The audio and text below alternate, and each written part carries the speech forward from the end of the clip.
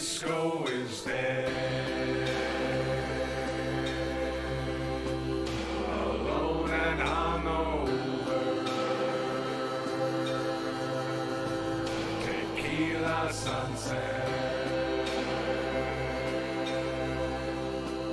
I'm gonna start over.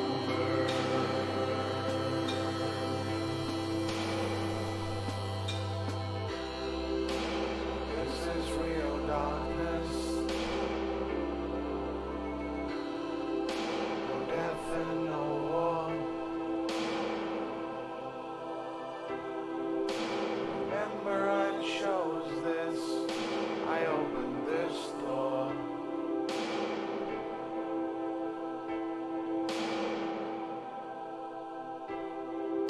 Now I'm the one to close it, and I don't know what for.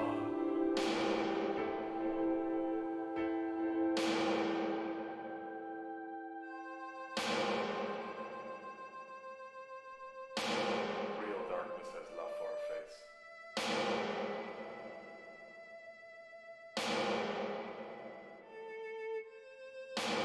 The first death is in the heart.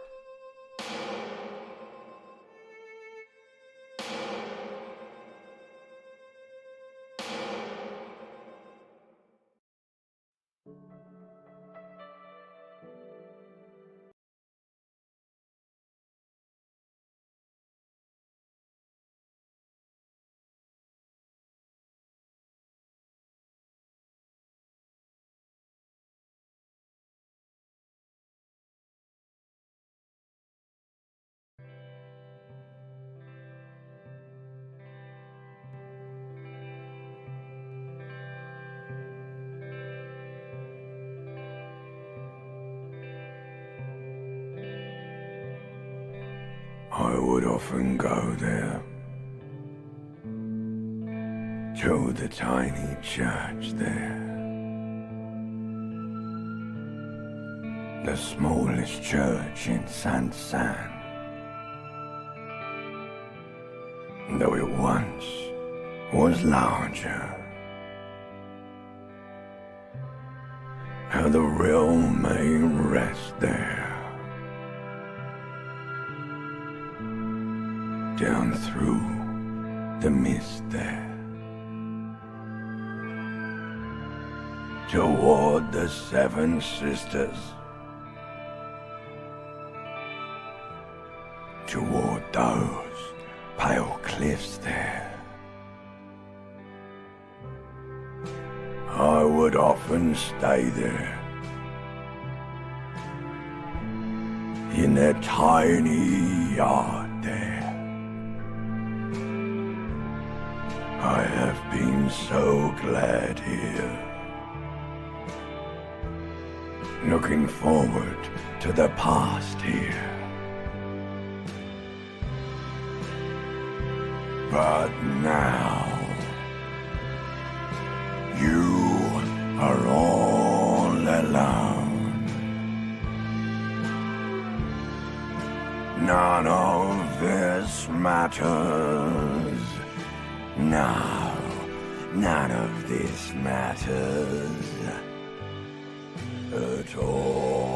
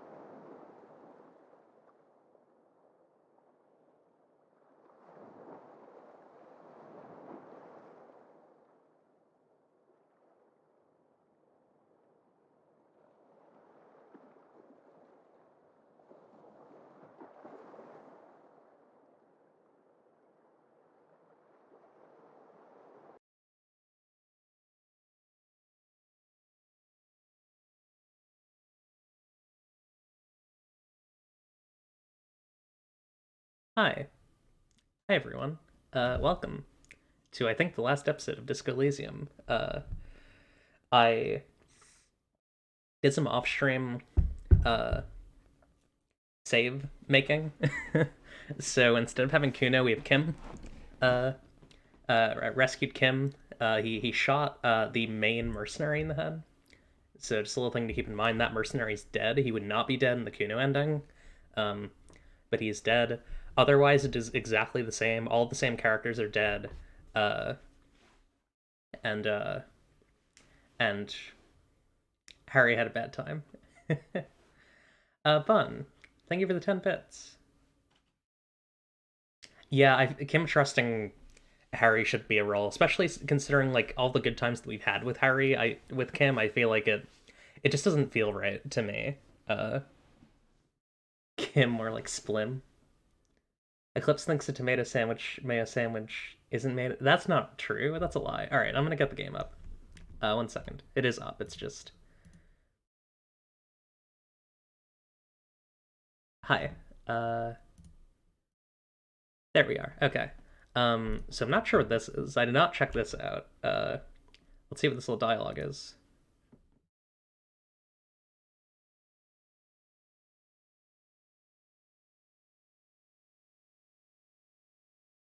Uh-oh, this is wrong.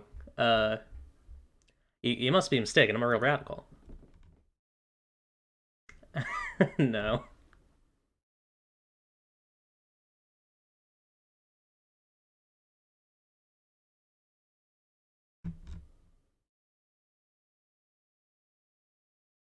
No, I'm too fiery for this watercolor ideology. I'm trying to develop more extreme and interesting opinions. Opt out. All the leading citizens Sorry, are waiting audio. there, without you. This is Twitch. I can't lie. Sorry. Yeah. Hopefully you could read that. I forgot to turn on the audio. Um, they were just calling us a centrist. We're not a centrist. That's just not true. The Stereo 8 player has been reunited with the right speaker. So the thing that we're actually going to do now is we're going to re-examine the scene of the crime. Newly replaced glass, shining in the morning light. You hear traffic outside. Back in the world again. The fan stands. Okay, the rest of it seems to be pretty normal. You see gleaming white enamel, no bottles inside. Look, the door is open. You can walk right into Kim's room.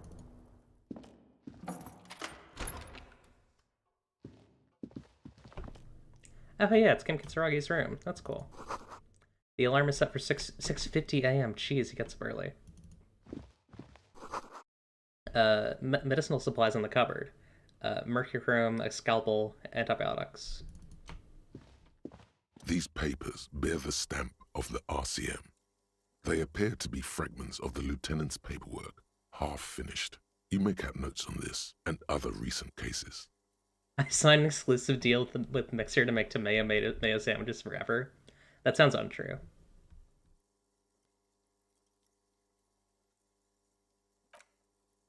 I had Gart open the door to your room.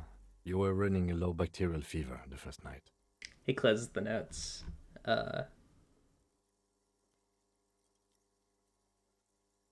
I was dead for a moment. Back there on the plaza, I think you very nearly had a heart attack.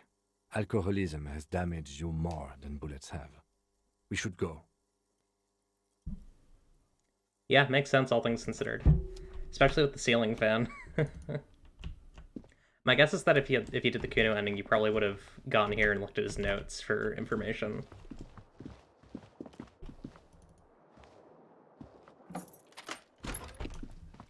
Diora, 19 degrees centigrade, clear. Okay. Ouch, that leg hurts. Maybe if you don't run, it'll be okay. Okay.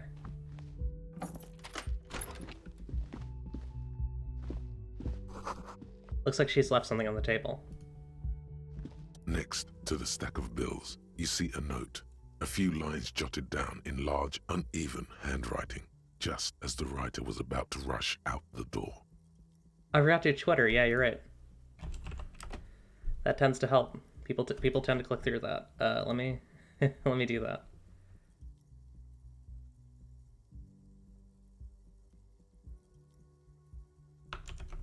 It's a good thing I still have a control seed.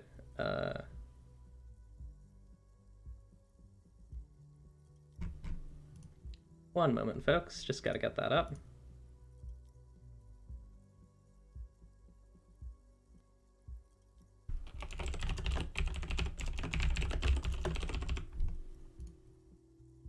Sorry, I just saw something that I really wanted to quickly reply to. Riley Wraithall released a new Galactic 2E expansion thingy, and it's very good, and I just wanted to make my feelings known on that.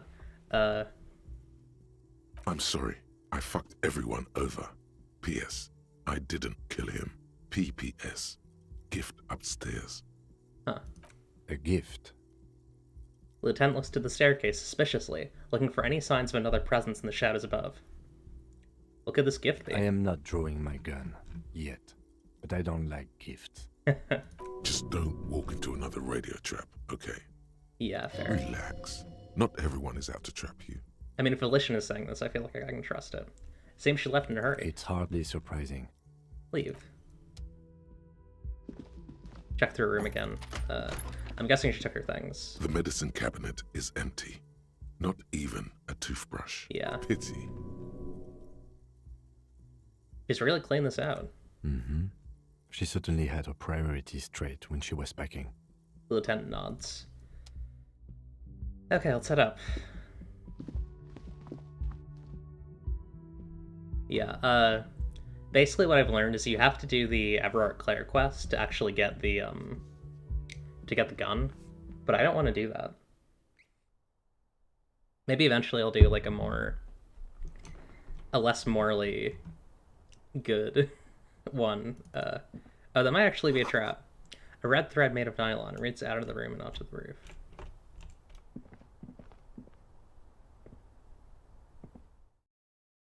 Guess we'll see what this is. It looks like a trap. I guess we'll see though. Although I wonder, maybe she like did the trajectory herself. Maybe that's it. Although it seems unlikely, because if I remember correctly, they were settled more in the bed. Thread is tied to the antenna. What's that mean?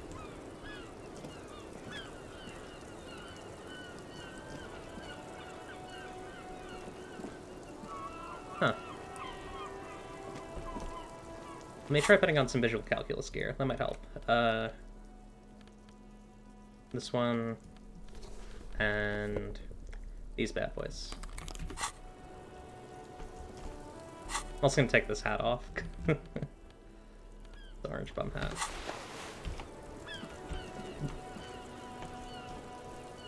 I guess we'll go back inside. I don't know what you're supposed to do here. I can't quite tell what this gift is.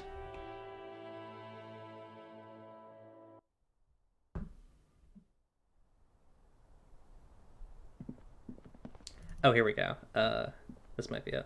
You see the same two neon-lit shapes, a man and a woman, only now a red thread bisects the room, pointing okay. from the antenna outside to the cupboard on the wall. This is ballistics. She's left a trajectory for us. Yeah. Lieutenant tests the thread with his finger. Drawn taut, it rebounds instantly. A ray of backward motion explodes from his mouth to the roof outside, A prime, to then widen into a radius of locations in Martinez, B prime, B double prime, and B triple prime. Where's the thread lead? It suggests the bullet came from the extreme upper quadrant of possible angles, from a point beyond the roof, B triple prime, the island in the bay. You're trying to tell us that the shot came from the islet? Unless she thinks the perpetrator was standing on the ring antenna. That is where the thread seems to point. How'd she know how to do this? She was there that night. She would have known precisely where the bullet hole was in the glass. Right. She had a long time to think about it after, standing on that roof, staring at the glass. Oh yeah, 'cause she was just facing it, right? It also looks like there may be more to her skill set than we know. The question is, should we trust her? I just don't know. Indeed. Neither do I. This is also a location we have yet to rule out. So it is. For a second he seems tired. Maybe we need to go to the island. The wind blows in from the open window. The lieutenant sighs, looking into the cold distance across the water. He is trying to justify it to himself.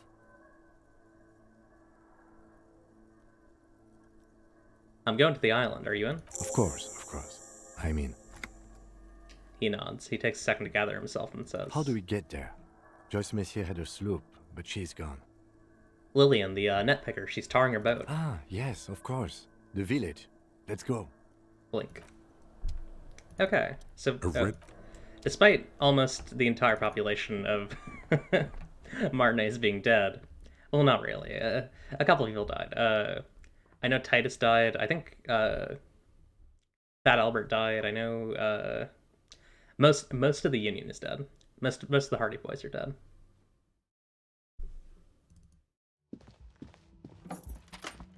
Like, on the one hand, it's kind of sad, but on the other hand, like, out of the people who are, I don't know if they're rabbits and Martinez.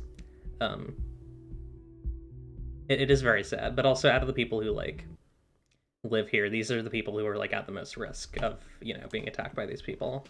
Which maybe makes it more sad. I don't know. I gotta think about it. Yeah. Oh, man, it's just these two. God. That's terrible. Seeing you approach, the bruised man clenches his fists. Oh, it's you. Didn't think we'd see you walking anytime soon. Elaine, look.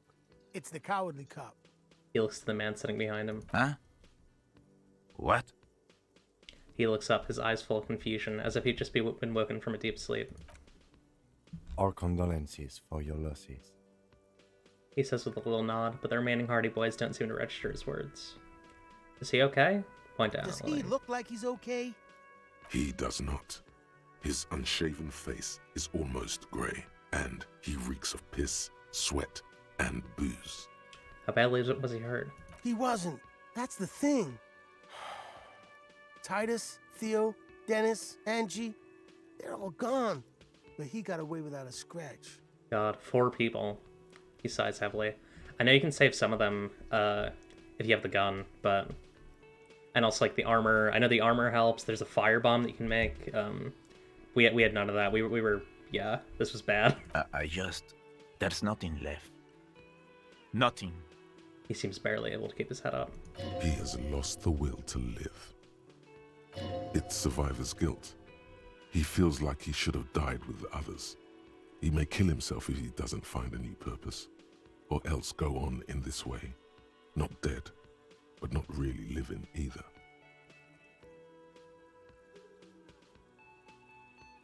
All these are bad. I think Elizabeth is okay. I don't think she got killed. Yeah, it's Titus, Theo, Dennis, and Angie. They're all dead.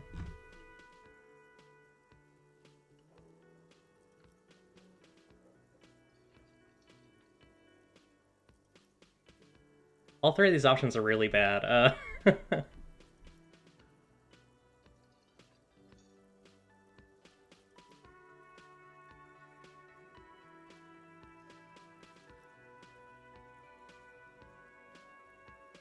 I think weirdly the most empathetic one is this one. This might give him the most amount of purpose, but it's also very rude to say. I mean, it's kind of right in a way. I'm gonna give it this one. Because I feel like Harry's in a similar spot where he's like everything is completely fucked and he's trying to do something. Shit is tough, but you need to get off your ass and finish this. What? The dull eyes looking back to you from the narrow face momentarily light up and he mumbles. Cornell, Wild Pines, all the people responsible for the deaths of your friends. You're just gonna leave it like that? Sons of bitches. He mumbles something in mask. When he sinks down on the table again, a malevolent smile spreading across his face. Was this really the best idea? I guess you may have prolonged his existence a bit, if he can still remember this when he sobers up. Lieutenant paused to think for a moment. If you think this will keep him from offing himself, I'll make sure to remind him. So far, I've just been pouring whiskey in him to keep him sedated. He nods. What's gonna happen to the Hardy Boys now that Titus is dead? Titus is fucking dead. Spit flying out of his mouth is accompanied by a painful grimace. What's gonna happen to the Hardy Boys? Look around you, man. Yeah, it does not This feel shit like is an done. There are no more Hardy Boys. does not feel like an empathy success. You two are just gonna go back to hauling containers in the harbor? No, man. I don't know. I guess the Union will still be policing the neighborhood, but who's gonna do it now?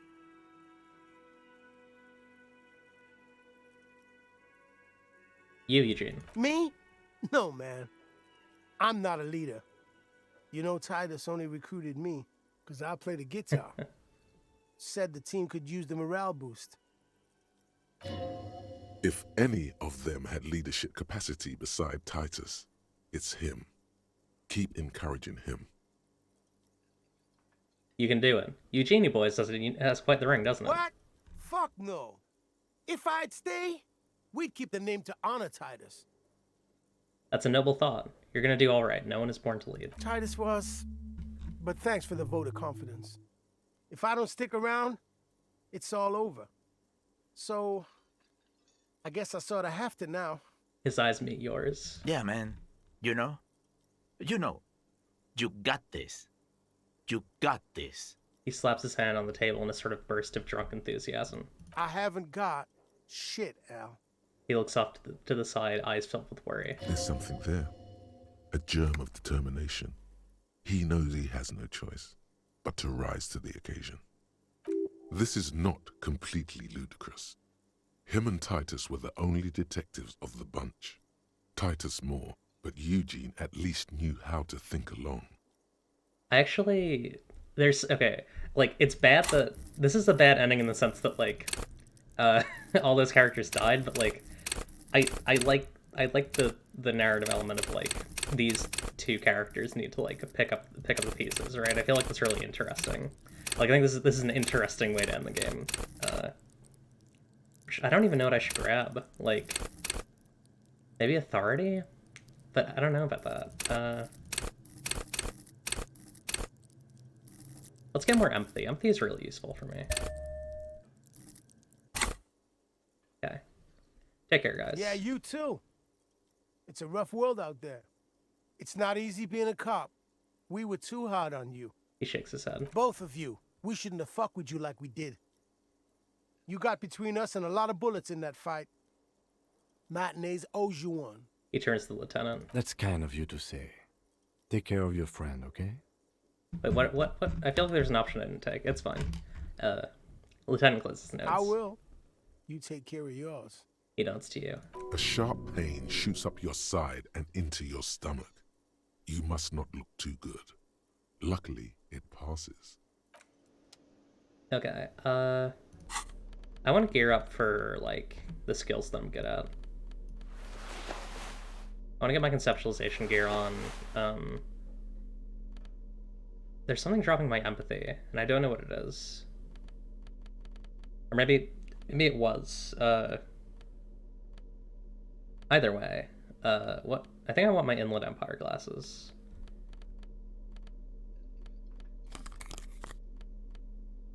I like these boots, but also do have a better pair of shoes. I'll put on the empathy shoes for now. What about pants? I feel like I don't have a lot of pants. Options for pants. Yeah, no. We're not wearing that. What's the fallen piece? I'm missing the fallen shoes, right? Although I probably have the money to buy them. I don't know if that's still available, though. Because I almost have the entire fallen tracksuit.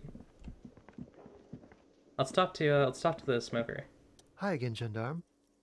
He's got nothing for me. Damn. Bye-bye, Gendarme. Dad. If I could do that composure check, I would get homosexual underground, but I can't. I'd like to get if I can. Okay, here's the thing. I'm gonna put this on, but I have to be really careful about it. I have to remember to take it off when we're. Anytime I do a red check, I have to take it off for a second. At this point, any side missions are basically just gonna kind of go to the wayside because I think that the entire world has changed after the tribunal. Like, I think, like, most of the side quests are not available now. Oh, huh.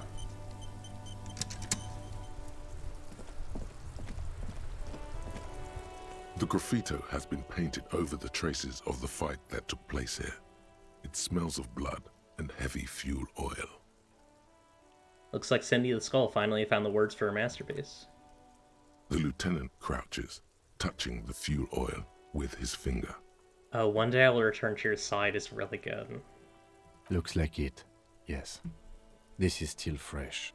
It wasn't here yesterday. I smell heavy fuel oil. And blood. Some of it is even yours. Huh. Heavy fuel oil. Isn't that flammable? What are you trying to imply, Fingers? You could buy some smokes, light up a ciggy and throw it in there. You know, just to see what happens. See if it's flammable. It's better that way. Safer. Leave. I don't think that's safe. Especially next to... That's gonna blow up Kim Kitsuragi's motor car. I wanna go talk to Cindy.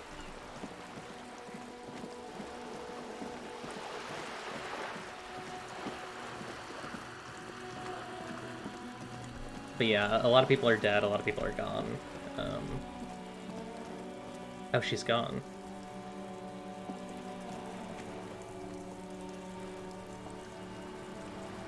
I can check if she's in her little coal mining apartment. I hate Kim's car. No, I like it. I want to keep it safe.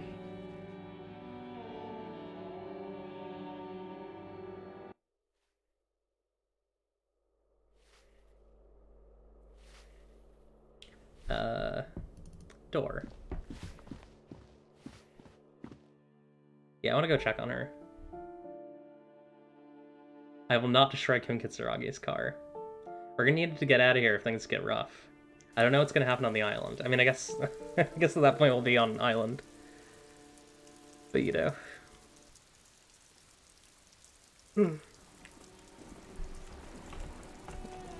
Also, be destroying Cindy's art. Like, she made that.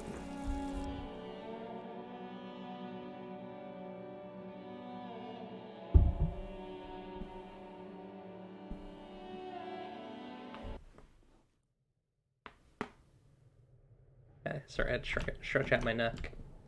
Stretch out your neck, ba. That's a little Rhythm Heaven joke for all the Rhythm Heaven fans out there. Yeah, I think Cindy's gone. That's sad. A lot of loading screens to get up here. That's fair. But I don't know if the point of her art is to be burned.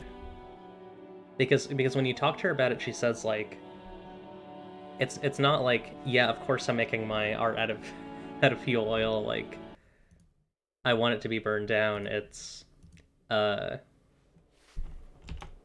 what, do you expect me to have, like, some fancy foreign paints or whatever?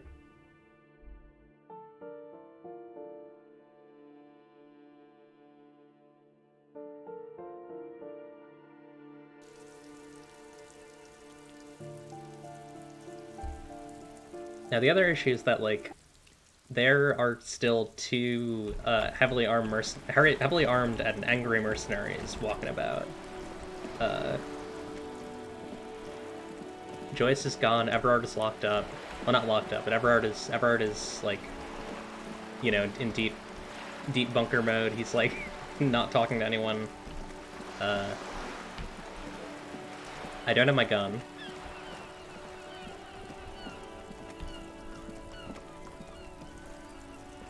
Not sure what's gonna happen next. Officer, care to play a game with the lonely old man? The jolliness is gone from Gaston's face. Actually, never mind. Wouldn't be the same. Where's Renee? The prick is gone. I can barely believe it, but he's really gone. He replies, trying to smile. May Renee rest in peace. Yes, in peace. A strange expression runs across his wrinkled face when he repeats. Tell me, what do you know about the dead man? Everything, really. I probably knew him better than... You meant the teacup in the tree, didn't you? I don't know anything about him. Oh, that's really because I think I could have done this one earlier, but if you do this now, that's interesting. He stops realizing something. Teacup? Oh, because of the ceramic armor. Clever. Bye for now. Yikes.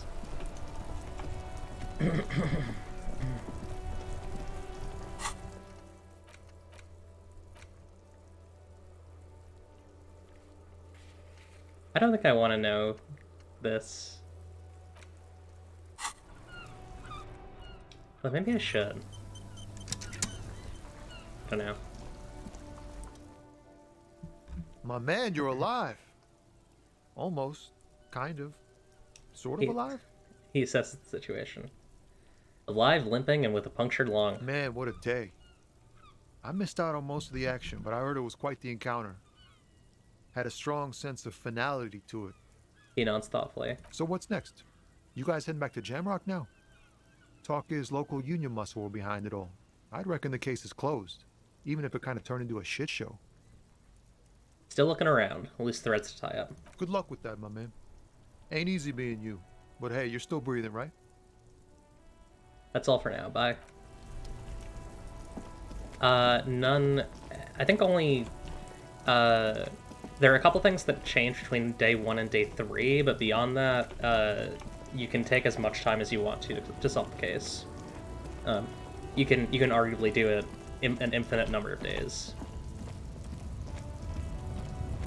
Yeah, you can beat the game on day 3. If you just speed through everything, you beat the game on day 3. But you'll be, like, missing a lot of stuff. Hi, Melody. Oh yeah, also let me just do a quick... Hi, Plastic Flowers, hi, Bun, and hi, Eden. Let's talk to Manana.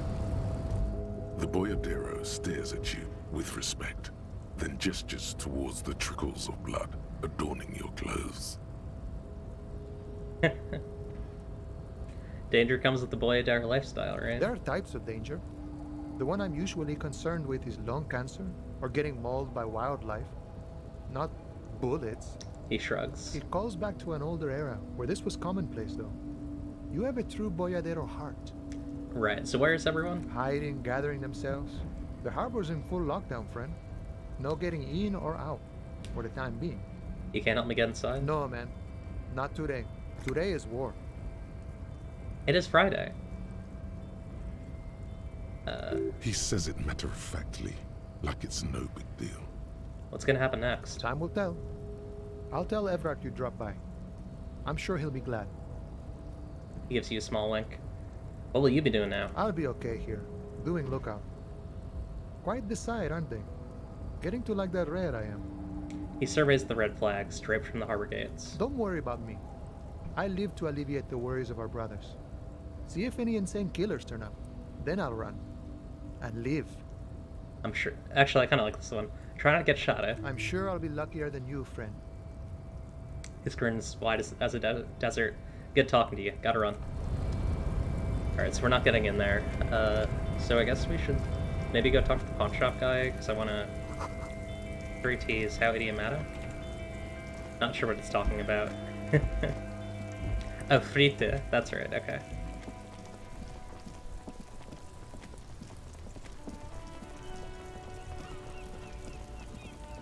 Da da da da da. It's gonna be one of the last times we're hearing this. Let's quickly go to the pawn shop. I want to see if we can sell some stuff. I want to get the last piece of the fallen suit, because we were very close to having that in its entirety. Although I'm not sure if there's an undershirt. I know we have the jacket, we have the hat, we have the pants, and we have the gloves, but I don't know if there's an undershirt. Very well might be.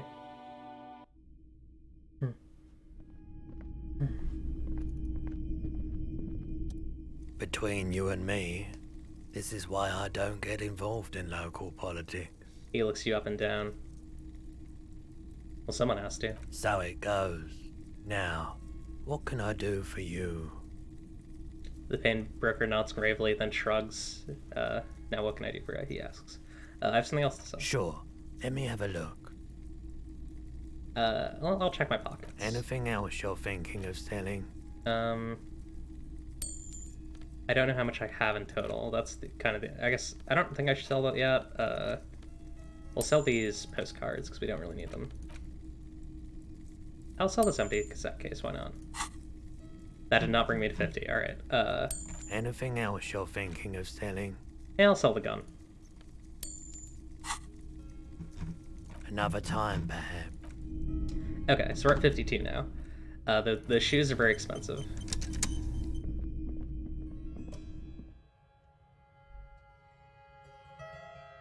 $50 whole real for some for some like some good old shoes.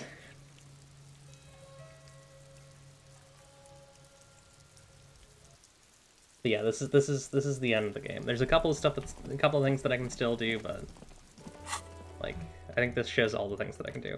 Oh, I should go get my dice. We should do that before I beat the game. Get my dice. The speakers Tired. below are banged up and worthless. The sneakers triumph over them. They're the star of the show here. You should go over and ask him about paying for those sneakers with your net worth. I need those fallen sneakers. Sorry, I need those fallen sneakers. Super cool! Now the premium lifestyle is yours, officer. The sneakers seem to vibrate in your hands with an almost mystical energy. Okay, now let me buy the speakers. The junk is yours, officer. Happy. So what type of item is that? Oh, it's actually worth a bit more than. So you actually get a little bit of discount on that. I should probably go sell those. Well, honestly, I don't really need money now. It's like the end of the game. Let's put the full fallen suit on. I don't know if I'll get like an achievement or something. I guess we'll see. Gloves. What's the other one? I have the pants on. Oh, the hat. Hell yeah. Tracksuit Harry Dubois. That's what I love to see. I'm gonna keep this on for a bit. It's just very funny to have.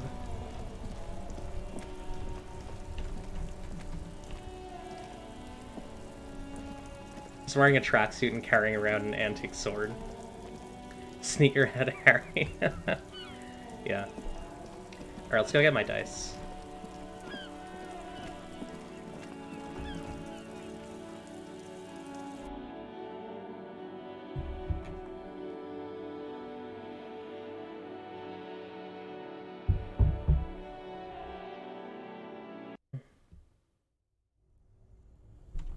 This is one of the first areas that we actually went in this game. It's been like a month or so.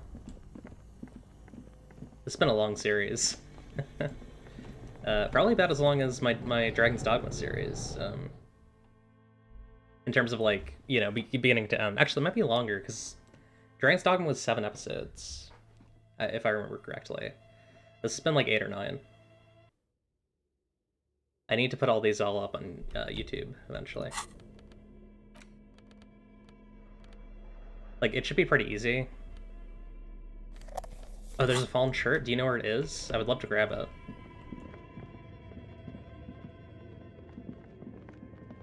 Actually, I'm gonna look it up.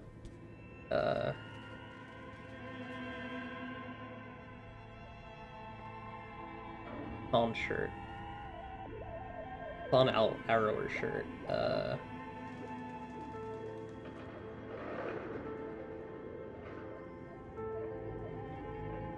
Is this the end of the game? I think this might be the end of the game.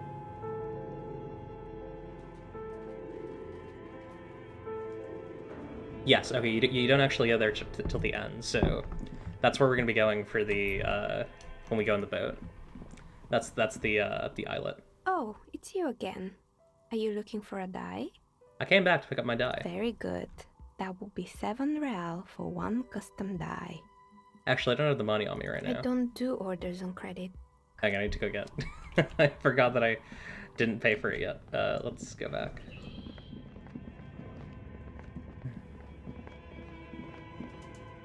Yeah, we gotta go over to the pawn shop, and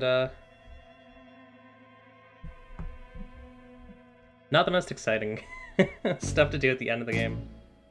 I make a living. Come on, Texas Beach. Come on. Come on. Baba Booey. Hell yeah, there we go. Thank you, Lilski, for the $5. Really appreciate it. We're almost we're about $50 away from the next goal, which is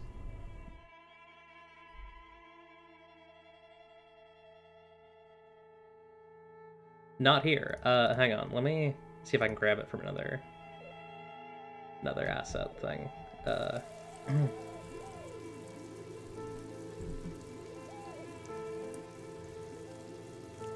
Baba Booey. Ba ba ba ba.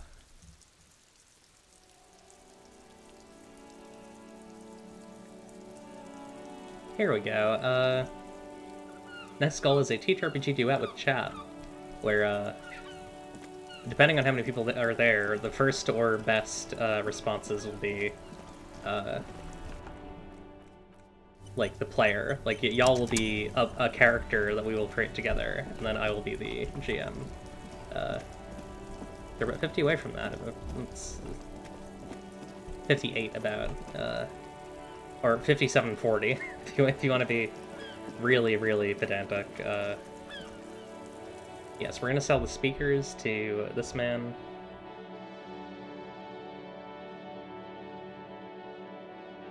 Then we'll go buy our dice. Our Ember dice. Sure. I'm not purchasing any more clothing. Alright. Oh, no, no. I don't need bloodthirsty mercenaries knocking on my door looking for their missing toys. Try to sell the gauntlets. Besides, this gear costs a fortune. There's no one in Martinez with that kind of money. I'll check my pockets. Anything else you're thinking of selling? I guess I don't need the production schedule filament. Just pawn it off. It doesn't really matter. And I'll sell these. Another time, perhaps. Okay. Yeah. Sorry for so many loading screens. It's just we're going into a lot of interiors right now. Should be less, hopefully, when we get to the end of the game.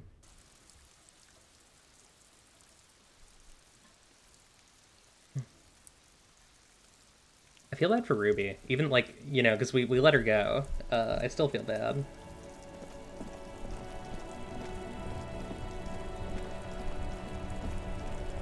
She still kind of got fucked over. Whoever... I'm very curious who did it. Like... Was it Glacia? Like, was the red thread her way of emitting it? Although, like, how does Glacia do the... How does Glacia kill the guy if she's in the bed? Although maybe he was in bed with someone else, right? Was he in her bed with someone else? I mean, I guess we're gonna figure out really soon. Oh, hydrate water. Yes.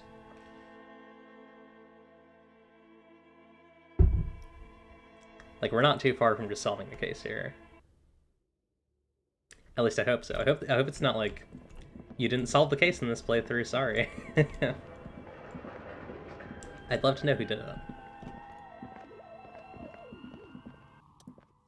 Oh, it's you again. Are you Came back to pick looking up my for a die. Very good. That will be 7 real for one custom die. Give her the money. Here you go. Here's your umber die. The dice maker opens the desk drawer and hands you a die the color of dark syrup.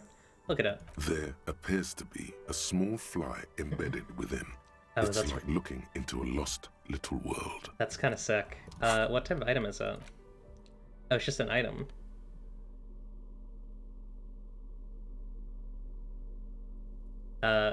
This unusual 13-sided die is made of amber. A fossilized mosquito has been trapped inside, legs bent beneath the weight of eternal rest. Look at the map tab in journal to see which white checks have opened. Oh. Huh, so I guess it opens up some white checks. That's cool. That would have been useful. Most of these characters are inaccessible or dead. Or, just things that I, you know, can't do.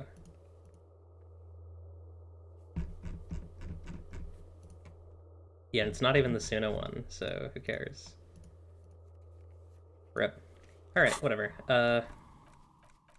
Still really cool to have. Still cool to have a little die with a fly trapped in it.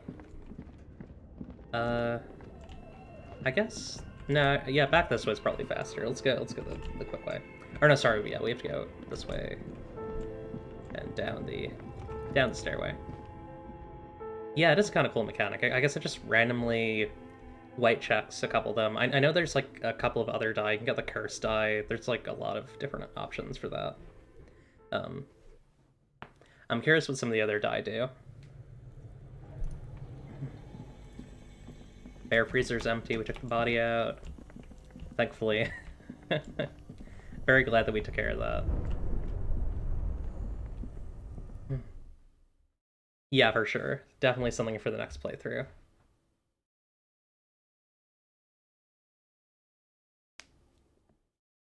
Eventually I may try and do a, probably offline, I may try and do like a, like maximum violence playthrough where you just like, you know, you do as much harm as you can during the tribunal. It seems kind of fun. I could fast travel, actually I'm not sure if I can. Either way, I'm gonna walk my way back to the fishing village. Let's take the flashlight off and put the probably want this? Or no, sorry, let's put the ledger on. It'll give us Inland Empire and Empathy, which seem important to my character. Oh, you know, this is a boombox, right? Yeah, it's a tape player. let's put this Kvalson thing on, because it's very good for opening stuff. I look so silly. A lot going on.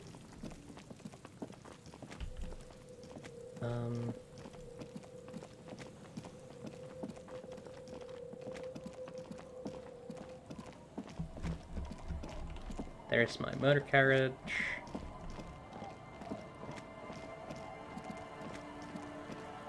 I kind of want to hear what the old lady thinks of everything.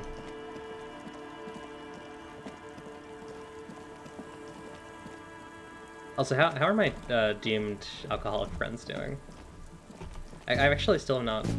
Oh, hey. I make a living. Volsky, thank you for the 420. Appreciate it.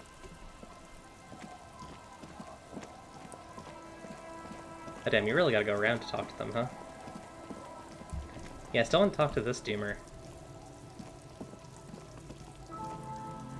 Good to see you, friend. Do I have deals set up for you, buddy boy? What are you talking about? So what do you want? I got smokes. They're cheap. Very cheap. I got Pilsner. Great deal. You won't get a better deal on that piss. Spirits I can let go for 300 real. Oh, I also have speed. And by speed, I mean amphetamine. I don't want to do blood brick for the end of this. I will do an evil laugh, however. Yeah. You know, I'll refund that. Although, I think I missed a refund for blood brick recently, because for some reason it got confirmed. I need to double check with, I don't know, I'll make sure to do that as soon as possible. Sometimes I've got stuff, like, it's auto confirmed if you don't touch it. Right, I want to talk to the old lady. The washer. Yeah. Eclipse moments. Our tenant, the policeman. I hope the waves don't keep you up at night. Yeah, What fair. can I help you with? I got shot. Even I can see that. I told you not to bring your trouble with you, policeman. We've got troubles of our own here. Though I suppose you took the worst of it. Turns out you were your own ill omen. The woman chuckles to herself. I guess you were right. The men with guns were coming for me after all. I'm not sure those were the last of the men with guns either. She nods. There are always more coming for your kind, officer. Goodbye, I'm off. Hate to get almost killed by PMCs. hate to have that happen.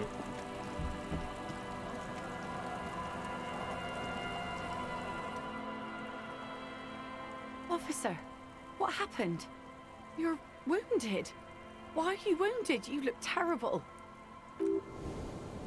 You're not limping. You're you. People hurt me. Is this from the shooting in town? We heard gunshots. Not that we don't hear gunshots all the time, but they were closer than usual.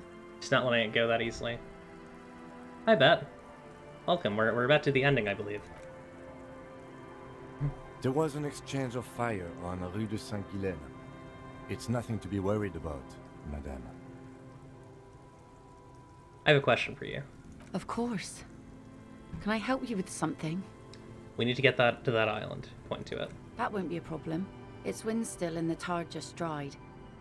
We've got 2 days of relative sunshine ahead. She points to her skiff next to the jetty. Can we borrow your boat? If you promise to bring it back. And no scraping the hull. I just got it nice and yellow. And no drinking on the boat. And no joyriding either. I actually didn't have to save his commit at all. I did it off stream, and I just boosted my authority, and I actually didn't. So Harry got hit by the first shot. I had to heal it up. But yeah, you can still survive that. It's not a big deal. Like it's one wound. It's not too bad. Her eyes narrow. Of course, ma'am. It's only for a day or two. Official police business. Aye. Nod along attentively. The crow's feet disappear from the corners of her eyes as she smiles at you. What's on that island? Nothing. Just ruins. Used to be some kind of fortification there before the war. For the communards. An anti-aircraft gun, I think. Bombed to bits in the landing. I haven't been there myself. Always steered clear of it. Hasn't been there herself. Who has then? You said you haven't been there yourself. Who has then, if not you? My husband used to drink there. Him and his drinking buddies. Always seemed like a bad place to drink to me. People died there during the landing, you know. My mother told me. And yeah, I used gear to boost authority, and I just got it first try, because it was like 90-something. There was no way I was going to fail it. The kids sometimes go there too. I know they do, on rafts. I tell them not to, but they bring back old bullet casings and such. Which kids? The twins. God forbid they bring the girl along on some rickety barge. She points to the two kids playing on the concrete yard. Can we maybe ask your twins about that place before we go? Would that be alright? Be my guest. They've a strange way of talking. See if you can get anything useful out of them. I seldom do. Is there anything I should know about getting there? Well, most of it's sunken. Underwater. That means concrete underwater. Cut your boat if you're not careful. Be sure to enter from the south side. Water's deep there. Thank you. We'll use your skiff to get there, then. Please be conservative with the fuel, will you? Just filled her up, but it's a small tank. Be seeing you. Let's go talk to the twins. Yeah, I'm glad you're here for the end too, Bet Noir. You've been here for quite a bit of it. The scruffy-haired little boy kicks a stone while the other watches him do it. Okay, kids, you've been to that island, right? On that island? The one who's busy kicking a stone pointed to the bay. Yeah, that one. I need to know what's there. That's, nothing. It's just a seafort and some plants. You can take a raft there. It's great. The boy pauses to think with his finger in his mouth. And we make a fire. We make a fire.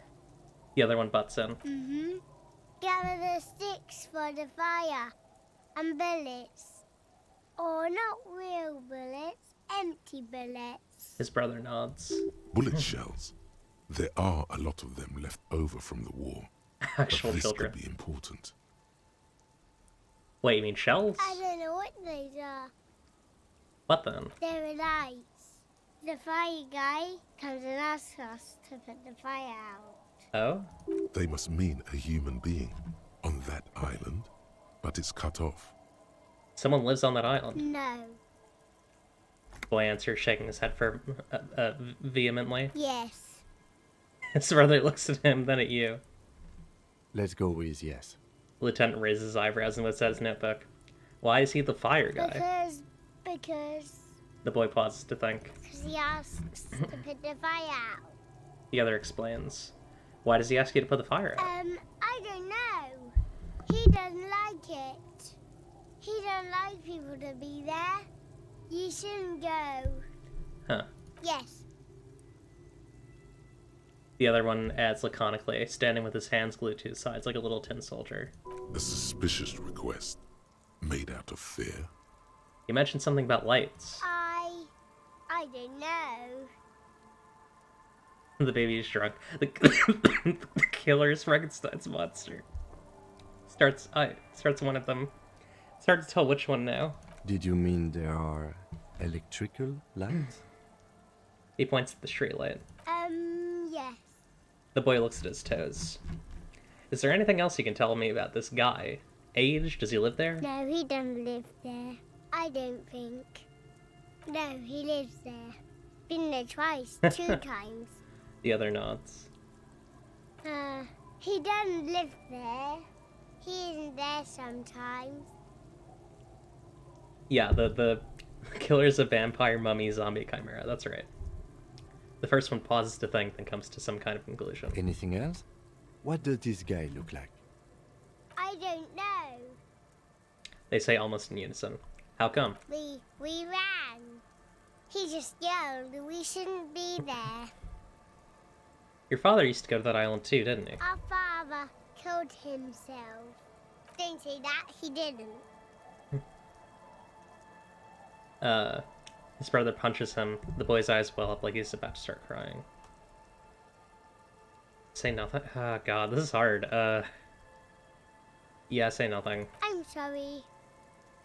The one says to the other, rubbing his brother's shoulder affectionately. Is that all you know? Is there anything more you can tell me about the island? There's Known as Bumble. His children, yeah, they can raft that. That's surprising.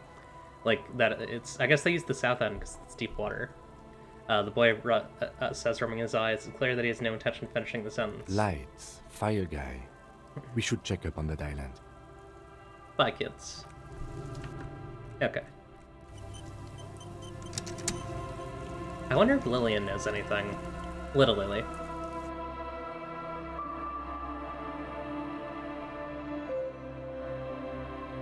Bumble is like a... Bumble is like a name that Bun would come up with. His name is Bumble. Hello, mister. Okay, she doesn't have anything to say. Rip. That's fine. Da da da.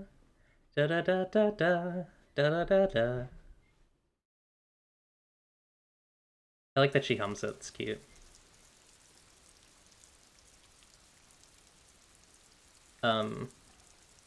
I watched like the non-spoiler part of Jacob Geller's Disco Elysium video, and he mentions that like the horn is like very possibly like the actual like diegetic horns in Martinez, which is really fun.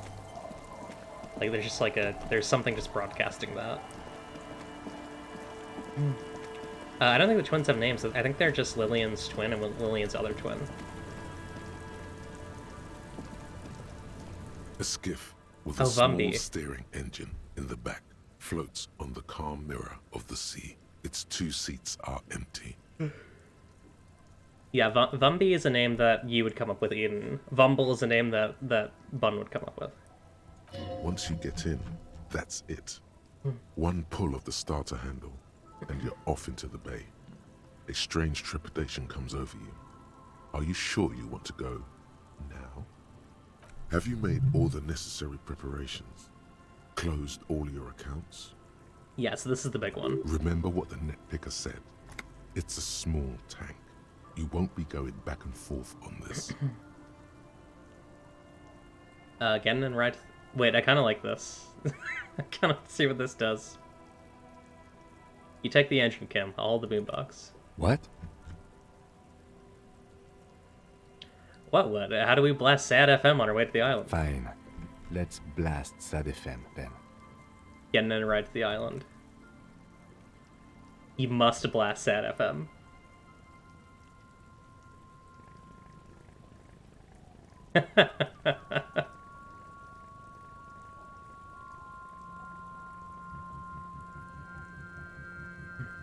Want to be free.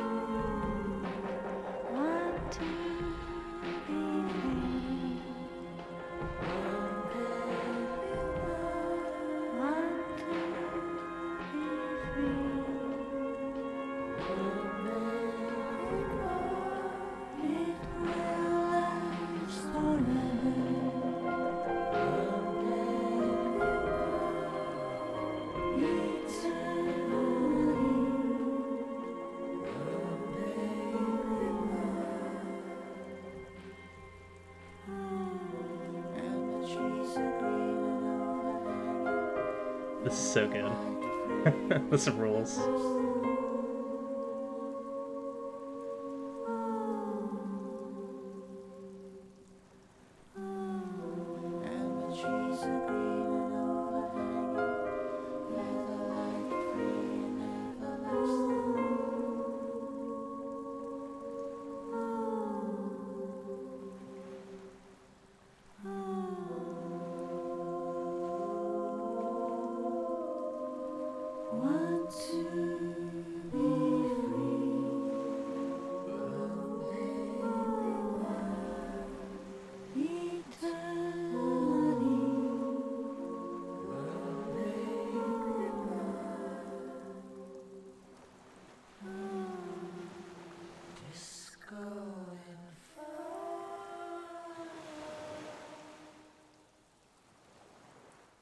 The boat comes to a slow stop.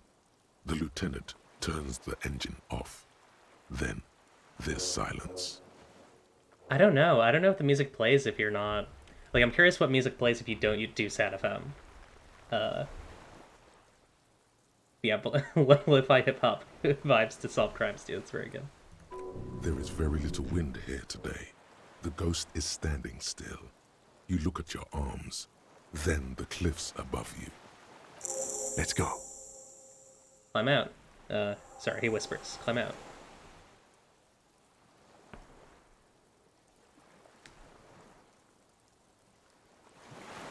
Now, I do want to double check something, and it may be too late now.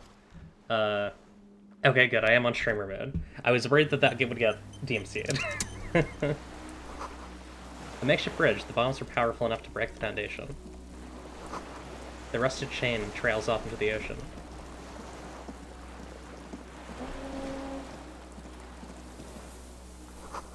These tires are falling apart. They're at least 50 years old.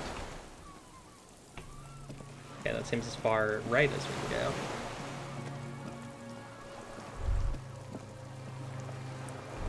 Yeah, because everyone does SAT FM. These stairs feel ancient. A soldier's feet ran up them long ago. Yeah, there's some DMCA stuff, because there are some songs in this game that's not... or that aren't just Disco Elysium, like original songs. Just gotta keep an eye out for that. Like, there's a streamer mode for a reason. It specifically says, streamer mode replaces certain copyrighted pieces of music with alternative tracks safe for streaming. Attention, inflammable. Some fuel has leaked out of the barrel. Black, viscous.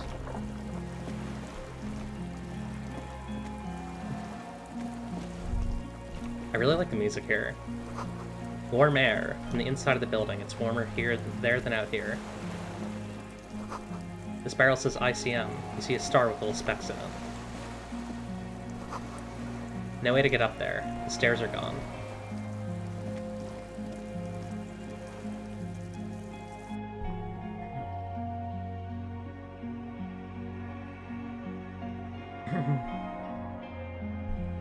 Yeah, I had streamer mode on, so that is Disco Elysium original. Or at least it's non-DMCA'd. Is there elements of, what is it, Berlin Sea Power, or British Sea Power, songs in this game? Like, the da-da-da-da-da-da-da is from a previously extant British Sea Power song. This was once an armament rest. Twin cannons were attached here, medium distance, large caliber. An old cylindrical generator is nested above the ammo lift, with makeshift electrical wiring running out of its side and across the floor. The cables disappear into the wall to your right. The lieutenant puts his hand on the metal barrel, checking for warmth. It's cold now, but someone has been maintaining it. The wiring has been repaired. He concludes. Where do these wires lead? Downstairs, somewhere? What kind of generator is this? Liquid carbon. I would imagine it takes mazout. He points to the open fuel cap on the side of the dynamo. The kind that's favored by vagrants and fuel thieves. It's been a long winter. Long and cold. Huh. If anyone stayed here, they'd need a generator. Tap on the side. A hollow ring. The canister is empty. Dust falls from the generator and down into the ammo lift. What does this mean, a generator here? I don't know. I'm not a philosopher. That is his idea of a joke.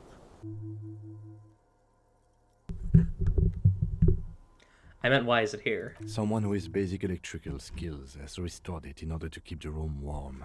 Maybe it's the fire guy. Yeah, that makes sense. The wind outside picks up suddenly, with a faint howl. Inside, it's warm. Leave. Okay. I think this is our Fallen shirt. Yeah, Fallen Arrow shirt. Let's put that on. Get all geared up. We're fully fallen out. Good news, everyone. Not great for the skills that I like to use, so I'm actually gonna swap it out. But I'm glad that I finally have it. Yeah, let's get conceptualization up here, and then focus on what do I want? Empathy, shoes. I think I want my big gauntlets. I like the fallen pants. I'll keep the fallen pants on. How's my logic? I could have like a boosted logic score. That could be useful. Yeah, 6 logic isn't too bad. I'll keep that on. Yeah, fallen down from head to toe. Now it looks so ridiculous, but I love it. Books, mostly fantastique and historical fiction. Dishes stained with sauce and fire. A survivor's kitchen. You see candles planted on a broken rangefinder. A moth-bitten bed keeps the wind out. There's a greasy old spring mattress in the corner, resting on piles of soft cover books. White linen and a pillow are visible under a worn-out caracal blanket. Someone has been squatting here. The linen is fresh, recently washed. The lieutenant inspects the bed. How recently? A flash of pain interrupts you, making you wince instead of letting the words out. You know, officer, you can rest here if you are feeling tired. I will keep watch. You could use some rest for what's ahead. Maybe a little shut-eye, just an hour. You face the concrete wall. There's less light there, in the dark corner. Like a dog, you lie there. You didn't realize how tired you were. Your body is still nowhere near healed. Curl up with your knees close to your chest. The blanket feels cold. The entire room does. Concrete and cold. Minutes pass. Half an hour maybe. The sounds of the sea beyond grow distant. Your eyelids close. Until you feel yourself standing up in the darkness, right next to the mattress. Slowly, the world begins to hatch from the blackness. It's evening. Oh?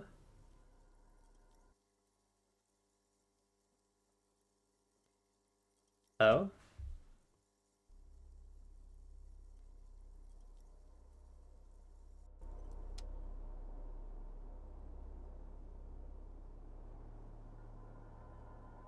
Okay. Just me right now, I guess.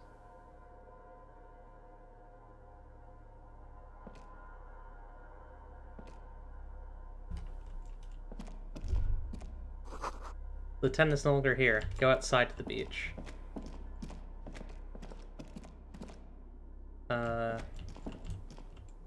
This way.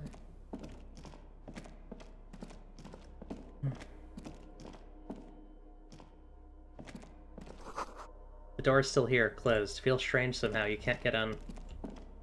Is this a nightmare? Am I in a nightmare? I feel like I'm in a nightmare. Kim Kitsuragi would not stop watching me. I feel.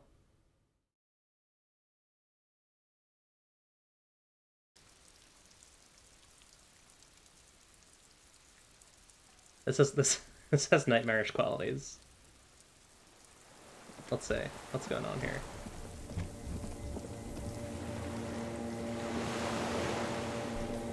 Okay, I'm on the beach.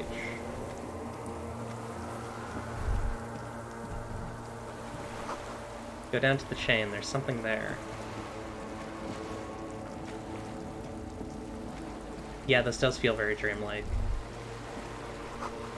Walk into the water now. Oh yeah, this has the dream music. Alright, we're in a dream. This has the sleep music. You see her footprints on the water. Oh yeah, this is a dream, okay. Further. Yeah, okay, alright.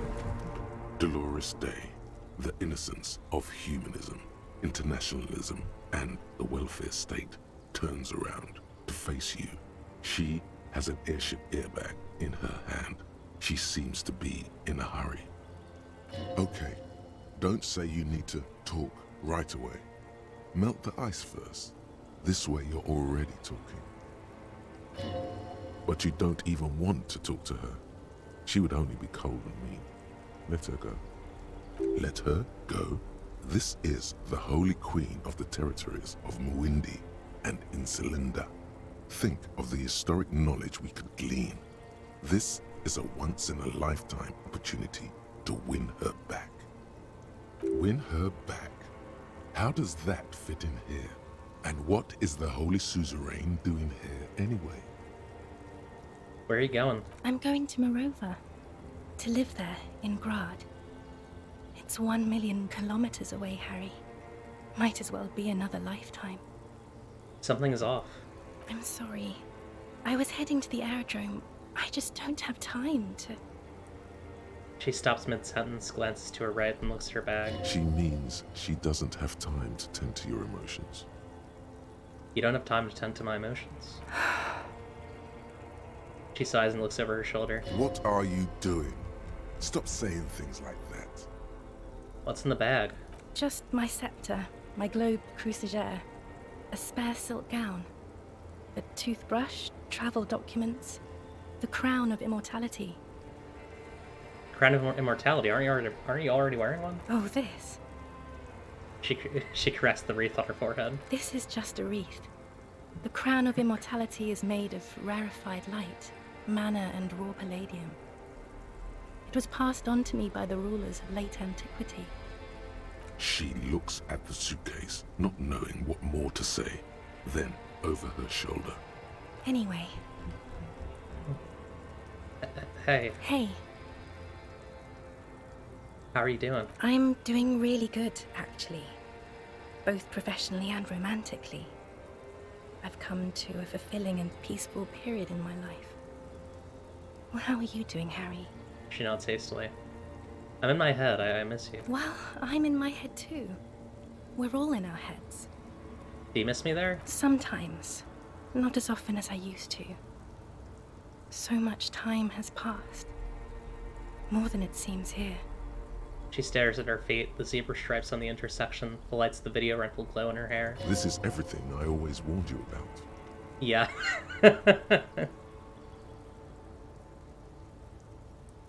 I don't know if I want to leave. Can you stay for a moment? We need to talk. We need to have one more massive epic showdown. No, Harry. No. I don't want a massive epic showdown. I want to go to the aerodrome. I have tickets for the 10:20 flight to Morova. Really. She shakes her head sadly. We don't have anything to talk about anymore. Every combination of words has been played out. The atoms don't form us anymore. Us. Our love. Our unborn daughters. It's all gone. I have to go to the aerodrome. I have to leave Ravachol and you. And you have to be alone. In hell. Forever. That's just the way it is. Oh God, whatever you do, don't try to kiss her yet. Not after that. You're still reeling. You'll fall over if you try now. Oh wait, hang on, I can't. Alright, hang on, we have to reload that. Wait, 1 second. I just realized an issue. we have a little problem. I need to do all that dialogue again. I have the thought active. I need to drop that. I need to... I have a problem. It's a big problem. I have the thought that makes you fail red checks. I need to turn that one off. I have a... Oh no, hang on, I have to go further back. Okay, sorry. I'm so sorry, everyone.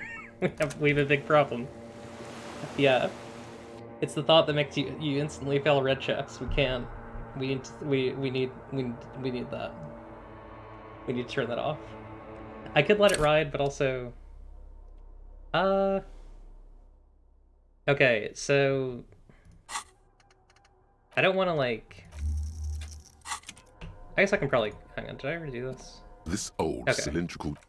Cool, so I'm not that far back. Let's just quickly... Bop. Bop. Bop. There's a greasy old... Someone has been... A flash... You know, officer. You face the concrete. Okay, sorry everyone. There's less light there in the dark corner. Yeah, no, it's not really you her. Didn't rip the blanket. You feel yourself standing up. Harry is projecting... Right next. Harry is projecting the image of Dolores Day onto his ex-wife. Or ex-partner. I'm not sure if it's his actual ex-wife. Or I'm not sure if she's actually his ex-wife. She might just be his ex-girlfriend. I don't know.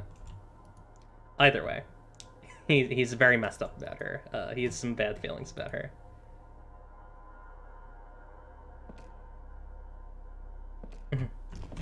Okay, let's quickly save. Sorry about that, folks. I forgot to... I probably should have, like... Well, I don't know. There's really nothing I could have done to know that was going to happen. It's hard to know when a red check is going to show up, which makes this a very precarious... I guess that's why it's the precarious world, because it makes a very precarious thought to have in your head.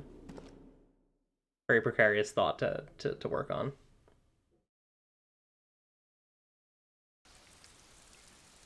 Okay. It's really cool how this, like, fades from reality to, like, this, like, really surreal situation. Also, like, a lot of, like, little signs of it, like the mist and stuff.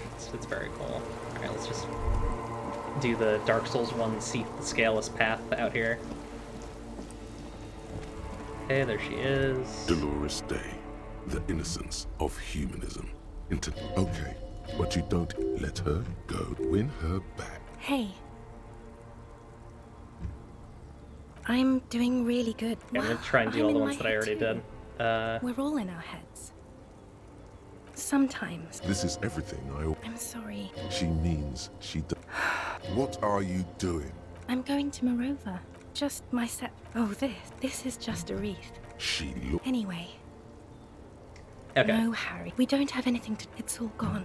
Oh, God. Whatever you do, don't try to kiss her yet. Not after that. You're still reeling. You'll fall over if you try it now. I get the feeling you're not really Dolores Day. I don't know what you mean. Dolores Day? You're... Point your head the morning. The morning? I don't understand.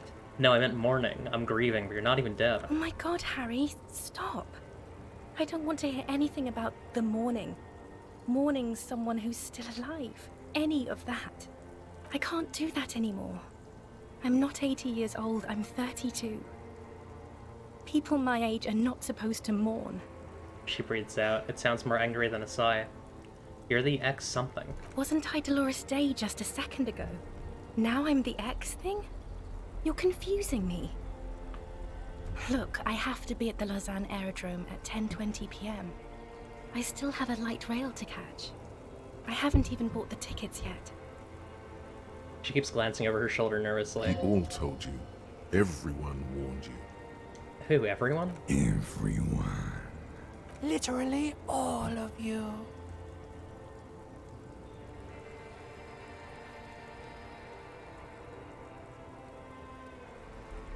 I should have stayed down. My friends are waiting for me on the platform. I can't let them wait. It's impolite. She sighs with frustration.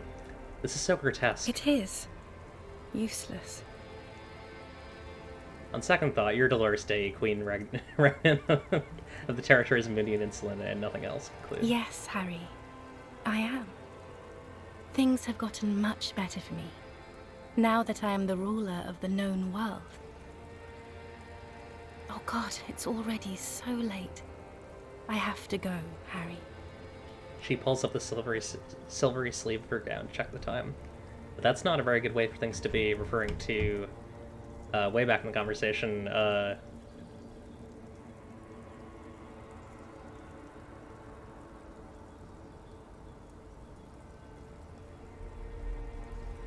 it's all gone. She has to leave Revachol. She has to be alone in hell, and I have to be alone in hell forever. That's not a very good way for things to be. But She looks at her feet. Little golden sandals cover her toes. That's it. that's it, yes. We've talked about it a million times. You will get over it, just like I did. People do. Things will get good for you again. Yeah, it's a metaphor. She looks up from. Well, it's a metaphor, and it's Harry's mind playing on itself. All the times we've seen Dolores Day depicted, he's been like, "Damn, she left me," right? She looks up from her toes. Where in hell? Stop. You're only making it worse for him. You never help with anything. Maybe. I think I've reached the end of the investigation. See? It just takes some time. For you, I think it'll take something like 20 years, maybe. It was hard for me, too. I used to think I couldn't live without you. She looks you straight in the eye. Her irises are light blue, flecked with green. But I can. She keeps her shoulders squared and her back straight, but it's clear you're still making her sad. So you felt that way once, that you can't live without me. Yes. But that time is gone now. So very gone. 20 years, that's so much time. Yes. It only took me 1 year, maybe 2. Phew. She smiles and wipes her brow in relief. Doesn't have to be like this. Maybe we could try again? No, Harry. We can't. Why? We already tried again, and it didn't work. Is that how it is now? We should just try all good things twice, and then give up. By that logic, not you too. God.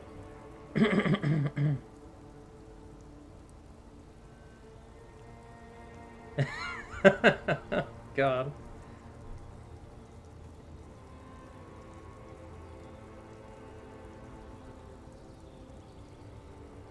This is funny, but I don't think I'm gonna do it. What went wrong? We tried again. I can do better. I don't know. Please. She shuffles from one gold sandaled foot to the other. In the distance, a streetcar screeches. Why? Why can't we be together? Harry, we can't be together because you're insane. Her eyes turn to sorrowful overalls. She avoids turning them to you. I'm not insane. Don't say that. They're turning moist now. Her eyes. She slowly shakes her head and tries to get hold of herself, brushing her hands in her gown. What do you mean by insane? You know what I mean.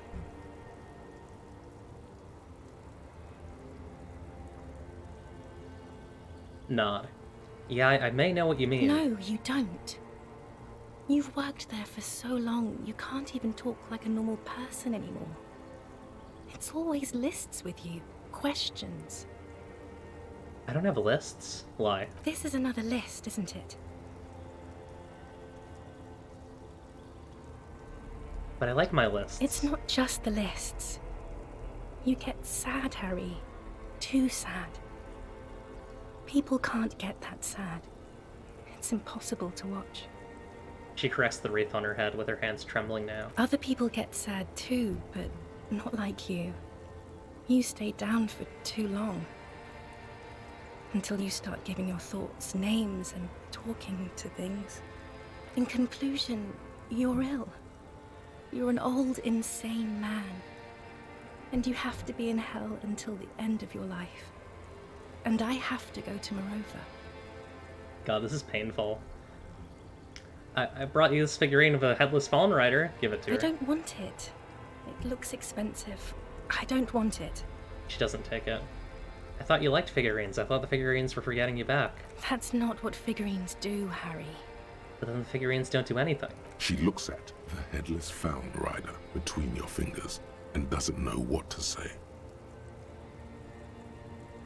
What about dice? I had some custom dice made in this place at a Doom commercial area. Harry, I don't want things. I want to go to the aerodrome. Okay, I won't give you things then. I didn't ask for things. It's too late to give me anything. I just got an I achievement would called have the liked figures. the Headless Fallen Rider back then. I just got an achievement called what was it? It was something like the figure won't giving her the figure won't do anything. But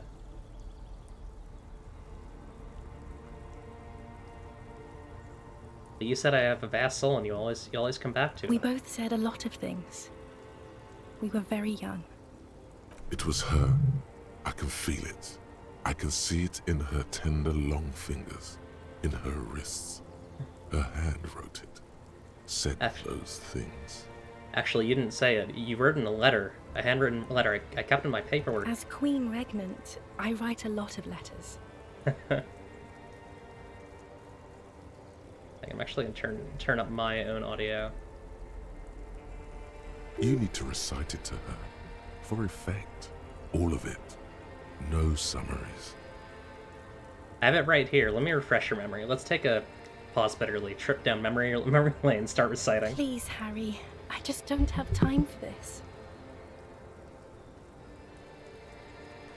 Every morning when I step out and you're asleep beside me, I find a little piece of sadness in me. I carry it in my chest down Voyager Road. Every step I take, it grows until by the time I reach the fuel station, it has filled me completely. I step on the light rail and look back. Something bow collector. I know it will be like this until I walk back to you. You, every step I take will get lighter. It almost makes me run. Sometimes I do. I can't believe I met you. I can't believe the happiness I feel with you.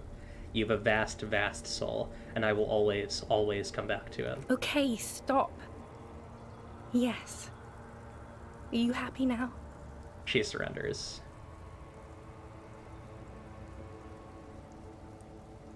No, I'm not happy. Then why are you doing this? There's more. Kisses, kisses, kisses. Very well. I wrote it. It was morning. You slept. There was hoarfrost on the ground when I left, on Voyager Road. It was autumn. The first autumn. But Harry, please understand, it was 1,000,000 years ago. No. I want Harry to fail a bit here. Like, I want this to suck. It was 100,000,000 years ago. I was someone else then, filled to the brim with love for you, hanging on your every word. Oh, Harry, you were the coolest. But I am no longer that person. She points to herself. This has taken her place. It will devour you. Harry, I will eat your mind.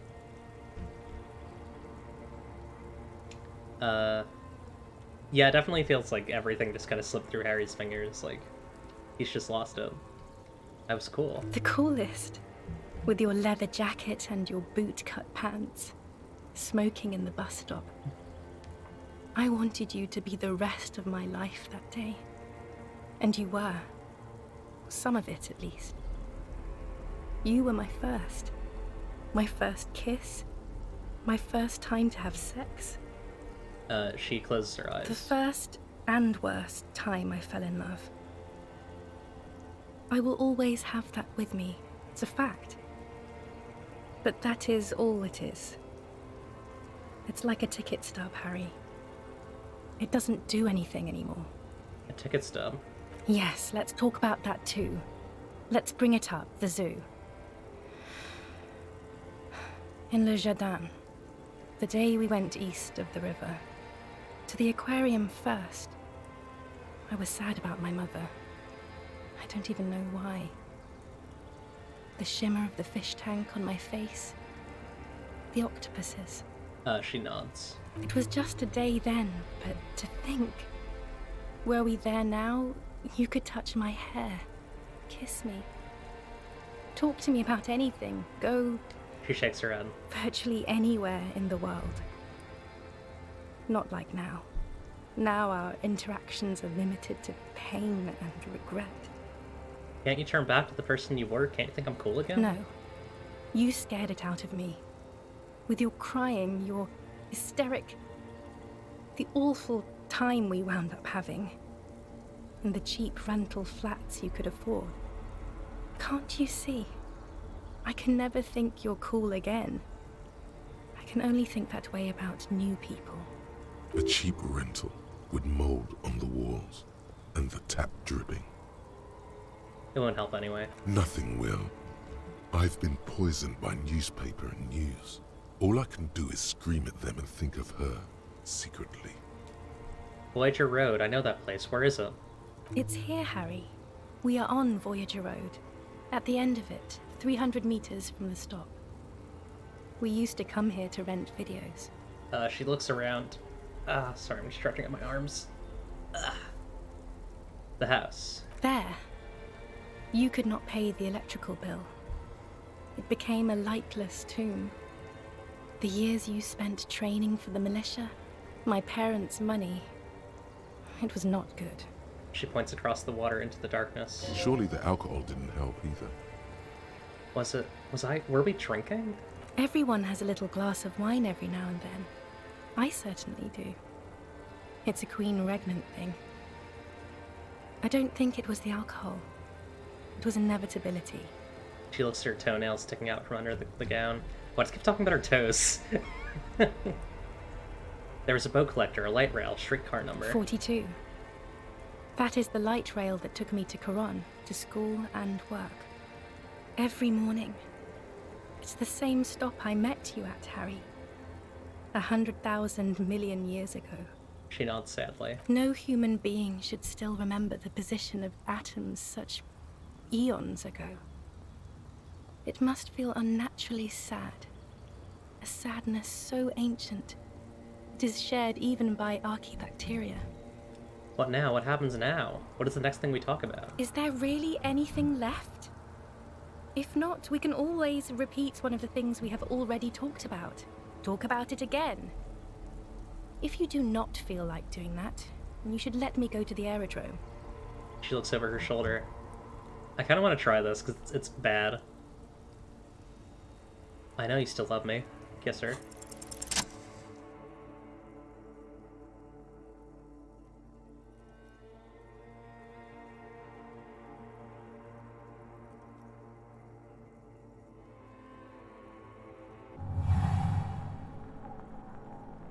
With your feet trembling from the steps you took, tepid and fearful, you stand against her, her body close to you, radiating warmth. With your eyes closed, you move your lips on her mouth. Thought unlocked, inexplicable thought agenda, yeah. She is not kissing you back.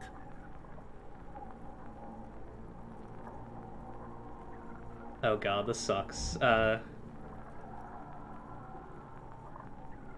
But I succeeded. This was not about failure or success. This was always going to be horror. I should not have suggested it, and you should not have listened to me. I feel her breath. Her chest rising like a pillow, warm exhalations against the side of your mouth, her tender soul moving through her lungs. Hidden, distant, kept safe from you. Her cheek gets mine. Feels like soft fuzz, a bird covered in down feathers, brushing against your broken capillaries. This sucks. This sucks, but I keep going with it. The world's most precious material, reserved for those she lets close enough to feel it. You are stealing a touch. It's not yours to take. I'm doing this because this feels like what happened, right? Cold sliver against my forehead. A delicate wreath on her forehead, pressing into your temple. The silver is cold from the spring evening air. Squeeze her wrist. Her hand does not return the grip. Her body is rigid. A current of unease courses through it. Distrust. For you. The curve of her spine. Her shoulders hunched. She keeps herself stiff. Her center guarded from your motions. Unresponsive to your guidance. Move your mouth. Nothing, just pillows against you. Unresponsive, but for the taste of apricots. You're not kissing me back. The moment is ending. She is going to move her face away from yours, trying hard not to look at you. When she withdrew and you held on to her hand, she tried not to look at your face and see the expression there. Yeah. My sense is this is what actually happened when she left. Brother, you should put me in front of a firing squad. I have no words for how I failed you. That's it then. No, Harry. Not yet. There is one more thing you have to see. She slides her hands down her chest and onto her lower stomach and smiles. I'm pregnant. Is it mine? Of course not. She looks down her belly, then up into her old eyes. I terminated yours. Don't you remember? You poor fuck. Poverty-stricken fuck. Now, go ahead. Ask me more questions. Let's talk about something else. She wipes her palms into the silk of her gown. More questions. Ask more. War criminal. Who says that? I have ruled with kindness, grace, and temperance. It's perfectly normal to have an army. It's so normal. I am the innocence of humanism. I call it whatever I want to. Besides, you're only saying this because things didn't work out between us. She stops. I really have to go to the aerodrome. I don't have time for this. Stop making her angry. She won't start loving you again if you call her a war criminal. Seriously. Oh, both these are so bad. You're right, I'm sorry. You're soft and good, not a war criminal. I'm not that either. Can't I just be? Don't go. I have to, Harry. Really, I've already missed the 8:30. I'm gonna go now.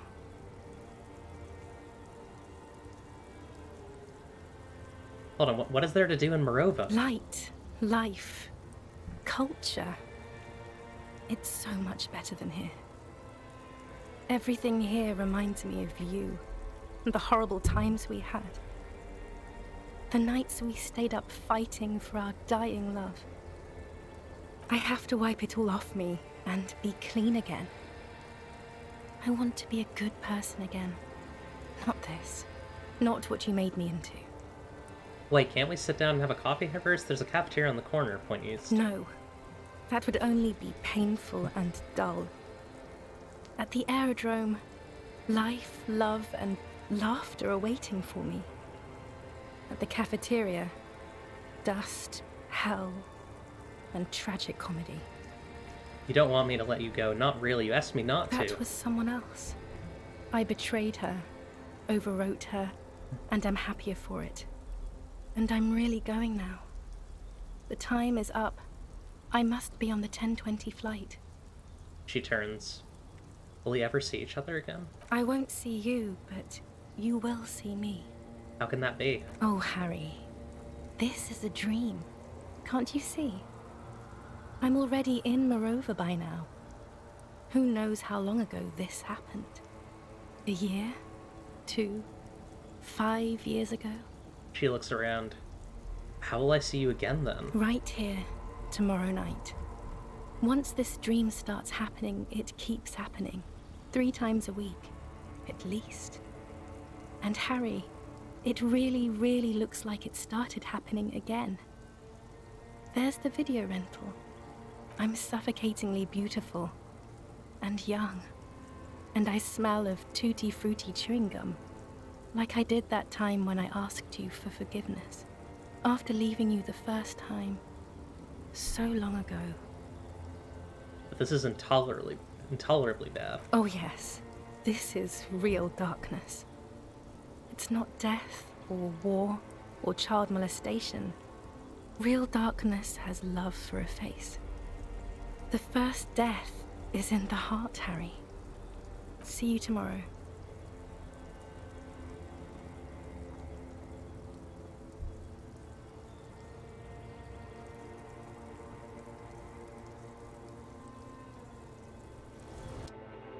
Well, that sucked. That was really bad. Damn. Oh boy. Ugh. Okay. Oh my god. Oh. Oh, I'm sweating. That was bad. Let's give Kitsuragi's here. Right? Oh boy. You're up quick. How was your sleep? Yeah, game do not hold back.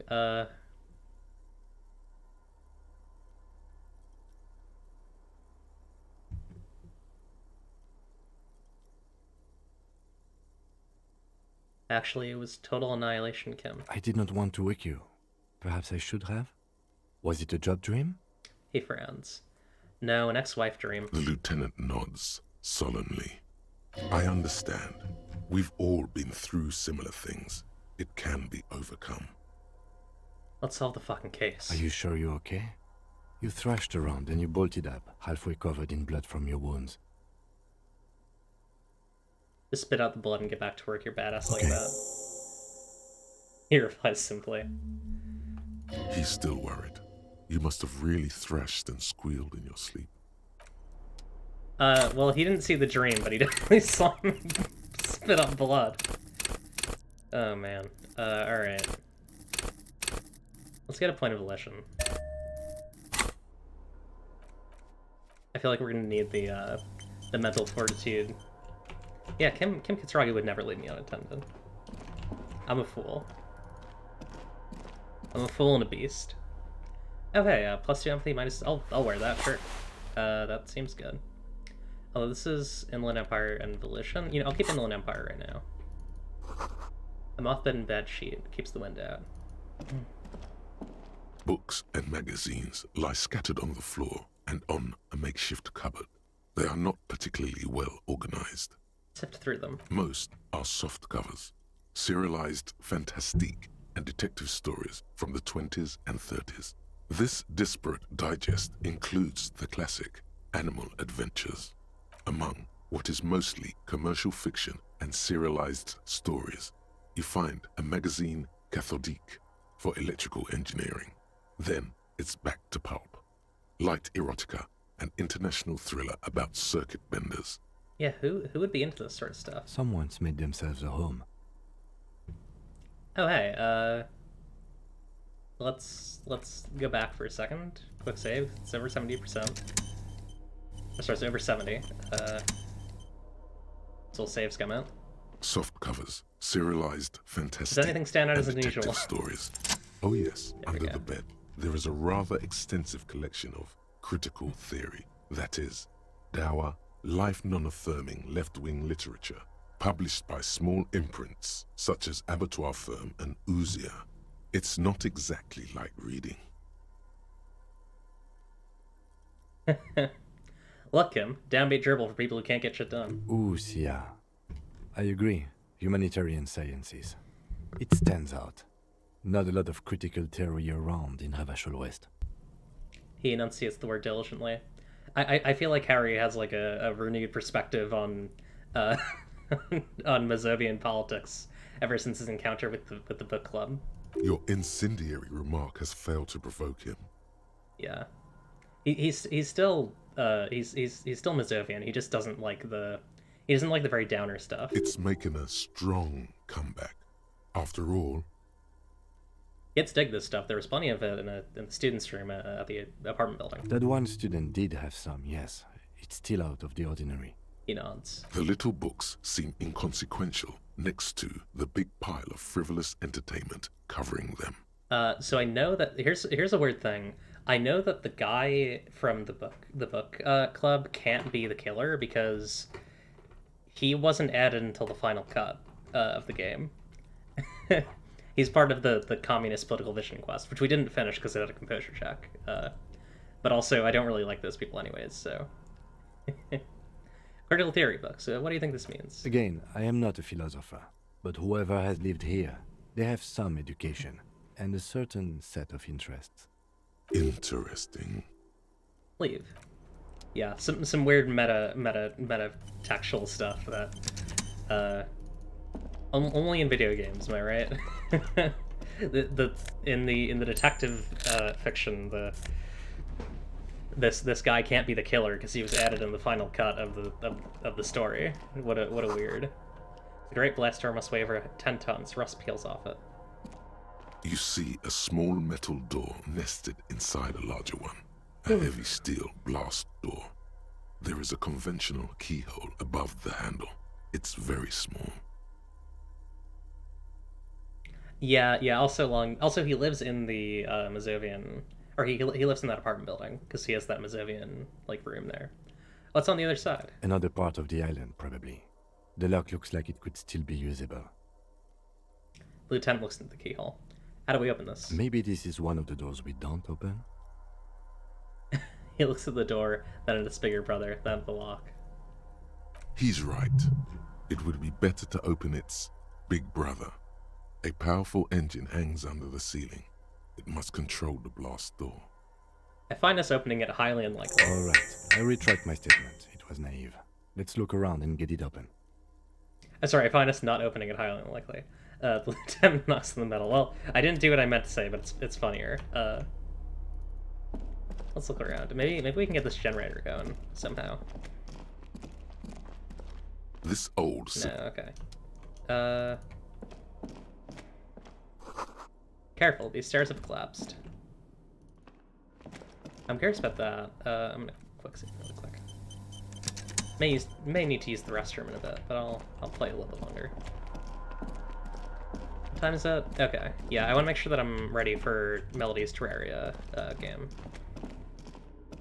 Green paint flecks off the monoblock aluminium cabinet. There are rows of switches on the front panel, a frequency band, and even a keyboard. Yeah, before we get involved in this big machine, I'm gonna go use the restroom. I'll be right back.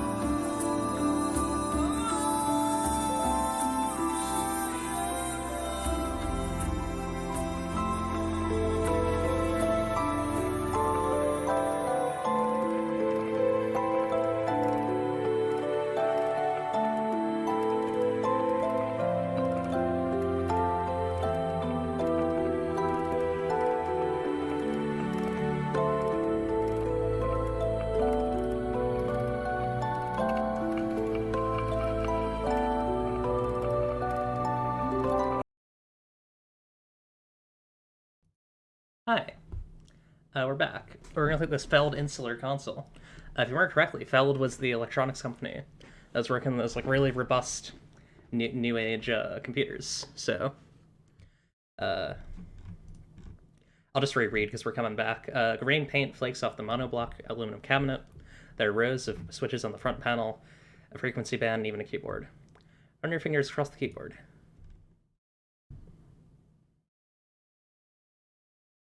What is this then?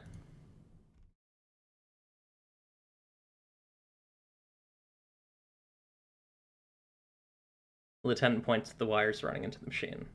Okay, let's open the blast door.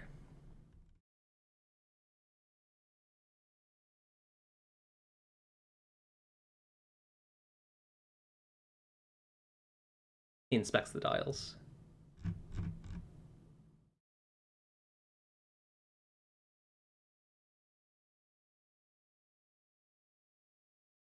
Turn emergency open.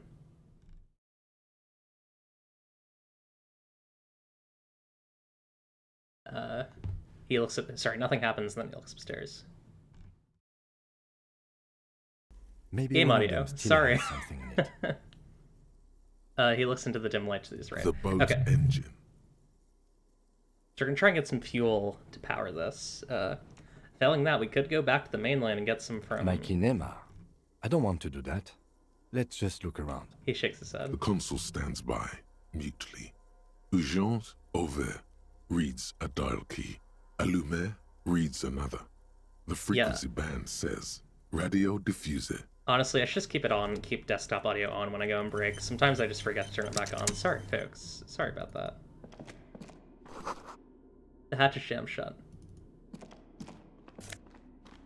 Magnesium and money. Yeah, I don't think we should remove the fuel from the ship because I feel like it's going to run out and then we're not going to be able to get back. And we were also told to be light on it. Wait, this leads there? What? Oh yeah, I guess so. Huh. Yeah, it happens sometimes.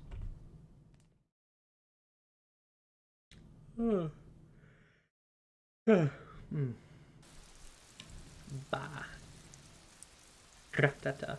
By the way, in about an hour, I and some other folks are going to be... Actually, it might be a bit later. Let me check the time on that, actually. In an amount of time. I think it's, I think it is an hour. Yeah, we're doing a...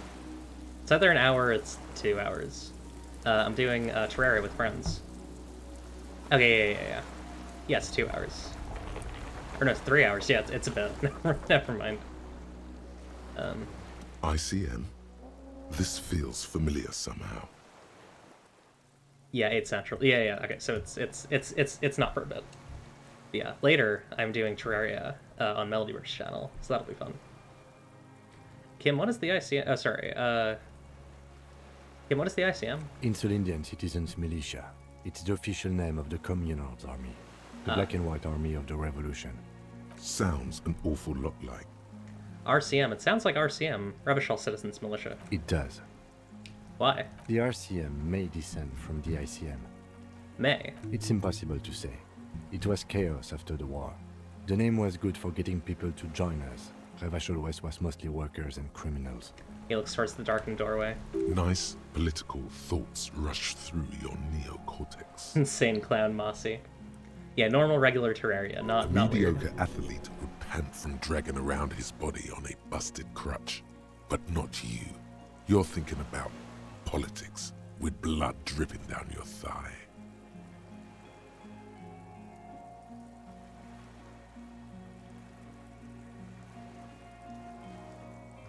Just catch your breath. This is better preserved than the others. You can still read the sign. He bows to inspect the barrel. Yeah, if I had to guess, the thing that Kim said is probably right, is that it's not like an actual descent, like the RCM doesn't descend from the ICM. It's the coalition, like basically making a name that's similar to the ICM so they can get people on board. Not necessarily even that, just like making something that feels, you know, it's supposed to like feel like the ICM, but it's not actually the ICM. A white star. Point to the star on the label. No, an upside-down star. He looks at it. With its horns in the sky, the symbol of the commune. Are those spec stars too? No, that's the uninhabited archipelago. A DeLorean-era symbol of Insulinda, known as the face in the sea. Looks old. What's still doing here? After 44 years? That's not nearly enough to hide what happened here, Lieutenant Gefreiter. God, I can imagine just how much worse this would be if Kuno were here. He thinks. One of these barrels was still leaking fuel, as you saw.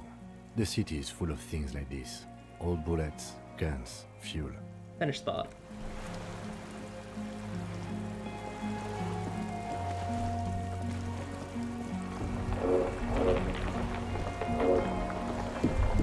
This barrel's run empty. There's almost nothing inside. Not enough fuel. You have to look elsewhere. I'm gonna do some searching around. I think this is the way we came, right? The chain trails off into the ocean, connecting the island to the supply depot on the coast. Oh. This leads to the depot in Land's End. Ah, yes. So it seems. The lieutenant looks at the mechanism overhead. Yeah, I feel like having Kuno along is a punishment for being mean to Kim. You think it's better? I don't know. What do you think it was used for? For bringing munitions to the island, maybe? And supplies? You could also lock the bay when you raise the chain. As a defensive measure, lock it off that side of the bay. Lock it from whom? From enemies. Enemies of the commune of Revachol. This sea fort was a revolutionary fortification, I believe. He looks up ahead. Finished thought. Sorry, I have some coins here that I used for some belonging outside belonging games as tokens, and I'm just playing with them for no reason. I'm like that sometimes. Can't get there, right? No, okay, so we have to go the other way.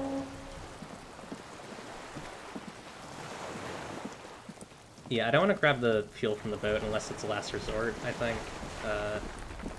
Let's head back inside. We'll go out one of the other ways.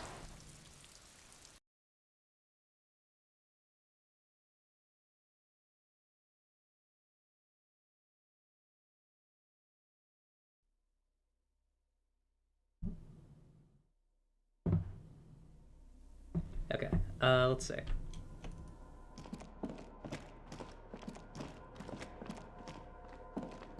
Can I head on down this way? Oh no, right, I have to go around. Gotcha. So clearly this is a communard. Whoever's here, or whoever was here, was a communist. Mazovian style communist. I can't think of anyone who that would be.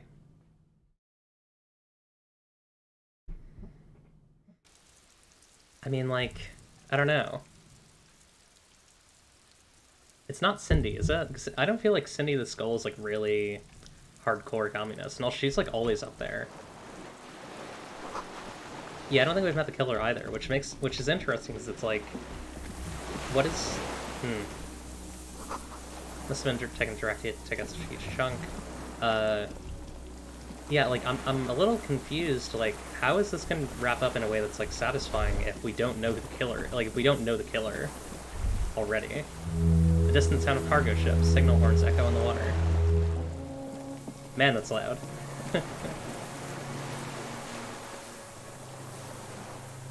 Your paintbrush is a gun? Yeah. Your paintbrush is a bullet you use with your creativity. So this is the way that we went over to the, you know, the end of the world.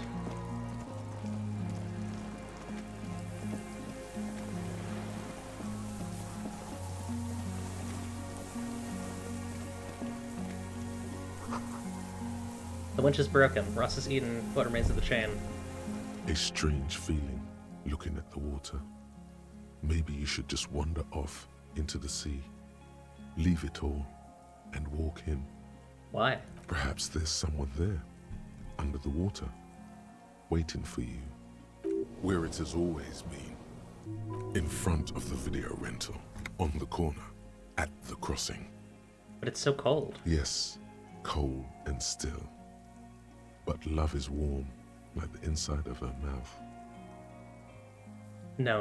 Yes. No. We're not starting with that. Not now. Not this time. This thought is over. Raise your sight. In the still mirror of the bay, you see Martinez, reflected. Tall edifices of ruins reach into the water, like shimmering towers. And the shacks too. Pine trees and motor lorries, upside down. Islets and posts, like stepping stones, lead into the water in front of you. Go. Step in. It's been too long. Shake your head. I believe that my understanding is that the dream sequence was in the original, because I had actually seen a line from it in stuff that was, like... just full disclosure, the reason why I started playing this game was because someone showed me the This is Real Darkness line, and I thought it was really good, and I wanted to play the game it's from. So that was definitely in the game. I think you just had to sleep in that bed. The pain in your pelvis makes you wince, then you continue. Yeah, it's a very good scene. The inside of the fortress, you make out the console and the blast door.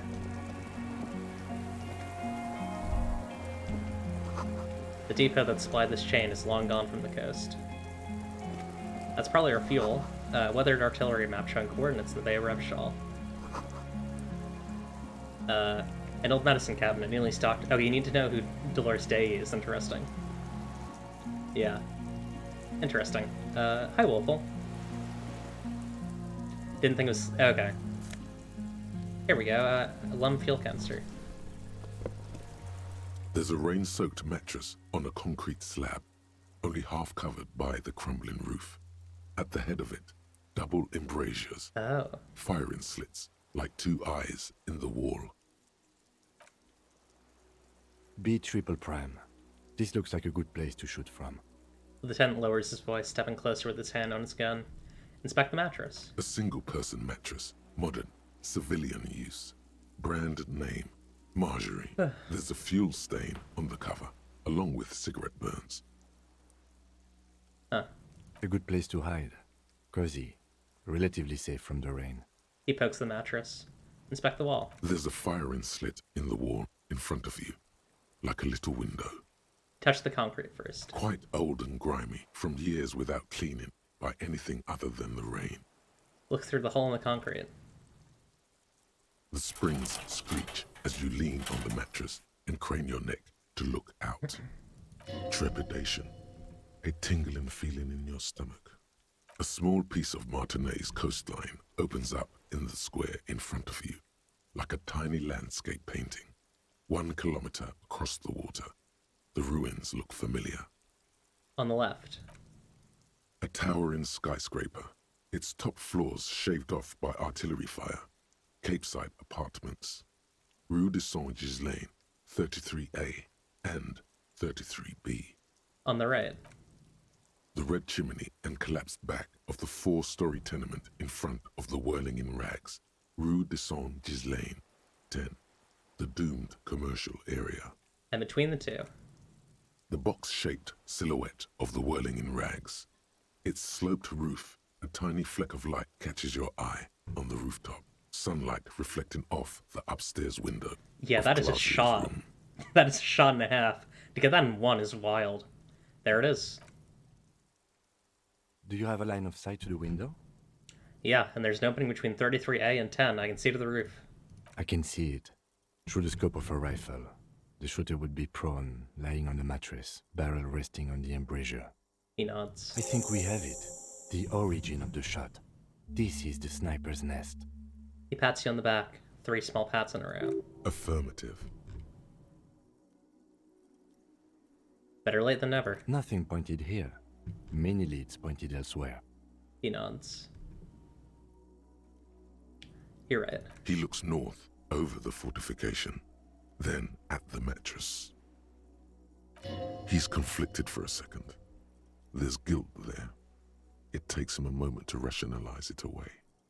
Could the shooter still be here? Where? Looks behind his back. On the island. He does not answer, just nods. With his back hunched, he looks around once more and says, he feels uncomfortable suddenly. We should move now. Turn away. Yeah, that's fair. I could just keep boosting some of my really high stats, or I could go for some of my lower ones. Maybe Rhetoric? Or Logic. Or let's grab more... Yeah, let's grab a point of suggestions. Suggestions are actually... Authority's super low right now. I don't really know if I need it. Yeah, let's grab Suggestion. Although we did, like, a red check at the end of the game, though. Yeah, let's grab a point of authority, just so we have it. So if we need to use it, we can.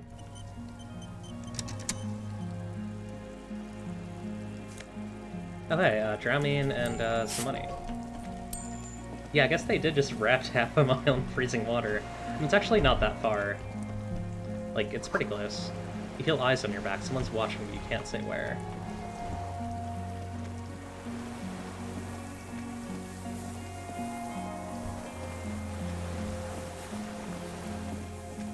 I want to take a little tour around the area. I don't fully trust this is it. Like, I feel like there's gotta be more. Let's go up here really quick. Yeah, they are very small. Kids do the damnedest things, though. Yeah, I guess we're going back. I guess we'll open up the thing with the fuel canister.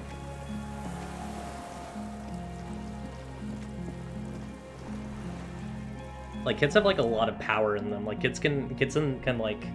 They have a lot of energy, right? They can just, like, do stuff that you would not expect.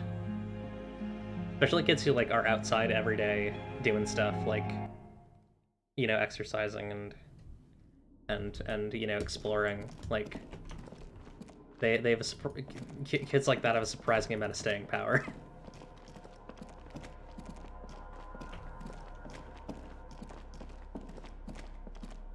This old cylindrical generator waits with Or its fuel into the tank. The lieutenant assists you, holding the canister up to the fuel tank as you tilt. Dark brown, viscous fluid pours out, and the room fills with a chemical smell. There's a red starter switch on the side of the cylinder and a start rope on the other side. The lieutenant flicks the switch. Pull the rope. The recoil start wakes the old generator up. The machine sputters like an old warhorse before settling down to a rattle. Oh god. That should do it. Leave. Cool. Generator activated. It's very loud. I'm actually going to turn the game down a bit. Let's turn this thing on.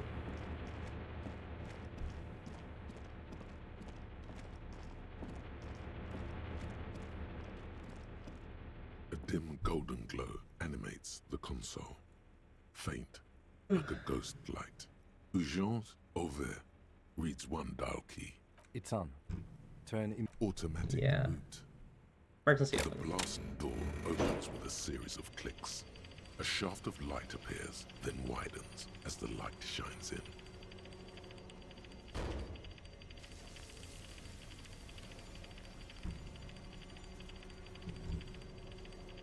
Okay, cool. It's taking a while to open. A sudden wave of anxiety makes your skin crawl. Uh-oh. No, it's more than that. There's something there, waiting. After you. Lieutenant gestures at the opening.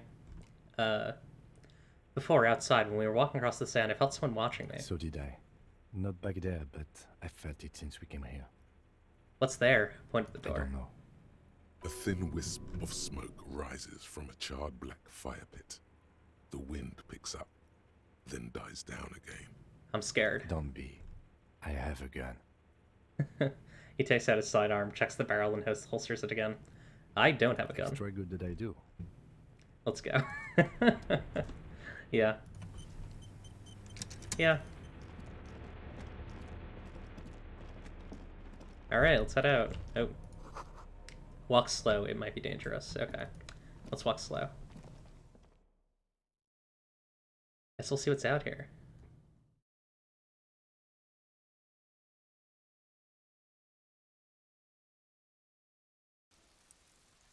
Yeah, I think it's also... It would have helped if Harry had a gun, because I would have been able to kill more of the guys before they killed, you know, the Hardy Boys, but also, you know, that's alright. Let's see. I'm gonna walk very slowly here. Or at least I tried to. Small white flowers blossom all around you. A rubber dinghy. It's deflated, broken.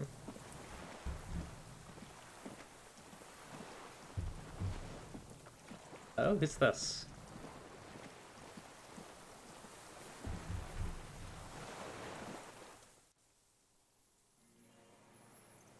An old man wearing tracksuit trousers leans on the frame stock of his rifle. He gathers a big ball of spit in his mouth. The deserter. Then spits it out into the extinguished fire before him. He raises his black eyes, hooded by creased eyelids, to meet yours. He's practically tearing up from spite. Hatred got the best of him a long time ago. This man hates everything. Are you the fire guy? The what now? I can't hear you. He cups his ear. Did you recently tell two kids to put out their fire? Two twins. I may have. All sorts of little rats have come sniffing around, trying to give up the position. Fire guy. Regressive bourgeoisie henchman. Can't even talk like a grown-up. He shakes his head. Did you close the blast door? I did. And you opened it. How? He breathes out with a wheeze. How do you know it's coming? Reactionary rock and roll music. Playing on the water. He gestures north. Told you we shouldn't play sad FM. It was not reactionary, it was cool. The fascists were right about rock and roll. Oh, I hate this dude. Degenerate, hip gyrating, mental illness music. Yeah, this guy sucks. Nice gun you got there. It's not nice. It's a piece of shit. But it gets the job done. What make a rifle is that exactly? It's a 3-Angong 446. A samurai rifle. How did you get hold of one? It was sent to us by our brothers in the Sinyao commune. Military aid. He pats the rifle. The Sinyao commune. You heard me. It's good now. Like chalk, wiped from the ball. His gaze turns inward.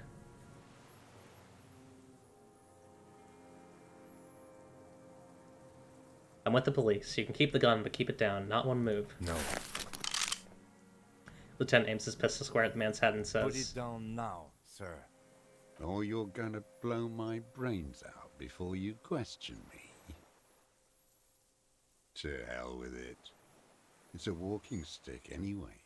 There's a moment's silence. It's out of bullets. The old man lays the rifle down carelessly, then looks at it lying there. He stares on, his wrinkled mouth moving without a sound. A strange sadness, like a song. Let it be. The old man pulls back the hood of his plastic cape and looks up into the sky. Those words that the future teaches you. Real music. Real Prolet Cult. That's La Révacholière, not your rock and roll misanthropy. Chanson de soldat of the black and whites. You need to address that remark. What is La Révacholière? It is the anthem of the world revolution. One of 3.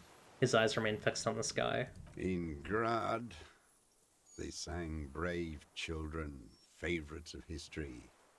And in Sinyao, it was some Samaran shit, I guess. He struggles to remember, then gives up. How does it go, that song? How did it go? He looks at the gun on the ground and shakes his head slowly. Something about shooting rabbits. I don't know. I can't remember. It doesn't matter. It's gone now. Why would you shoot rabbits? That's so mean. Who are you?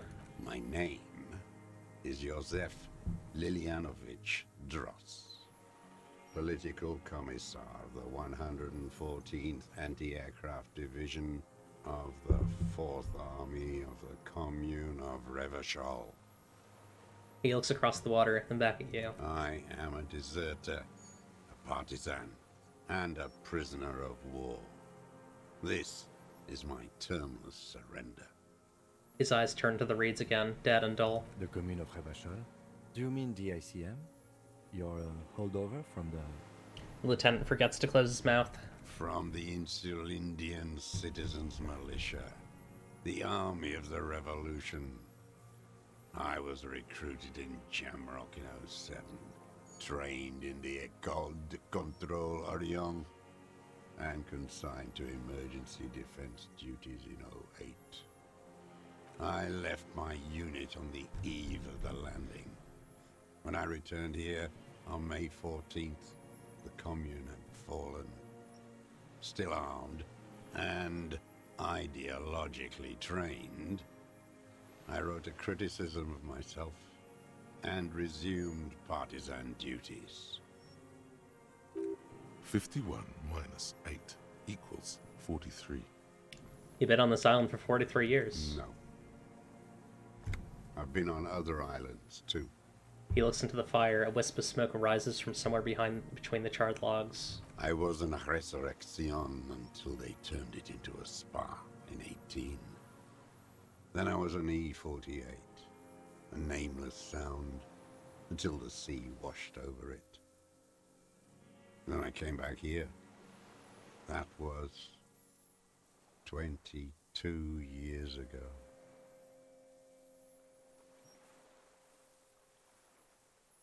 I'm gonna hang on. I need to reset Purper. 1 second. Sometimes it just breaks.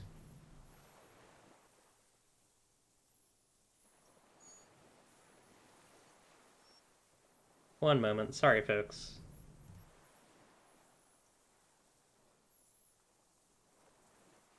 I'll keep the dialogue going for now. Again, you've been hiding here for 43 years. 43 years and 10 months. That's steadfast. It's not how a human being should live. But I had to. I couldn't just forget. I couldn't just forget what I saw.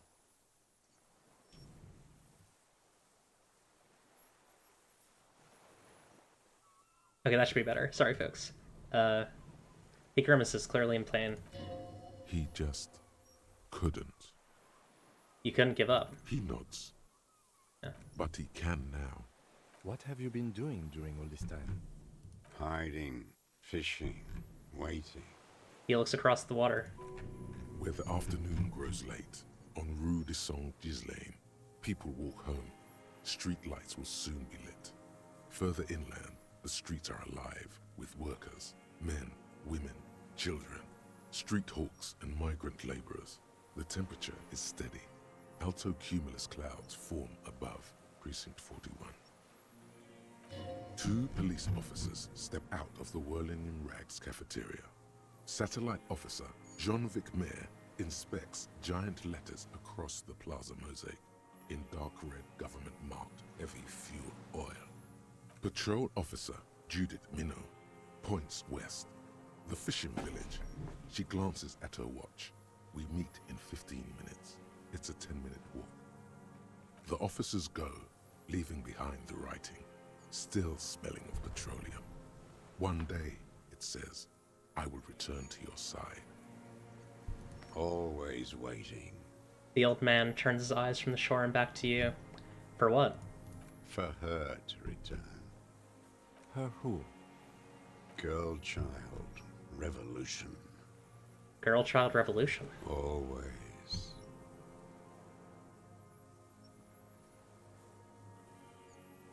Nothing in history is guaranteed, but revolution is still a possibility. No. The material base for an uprising has eroded.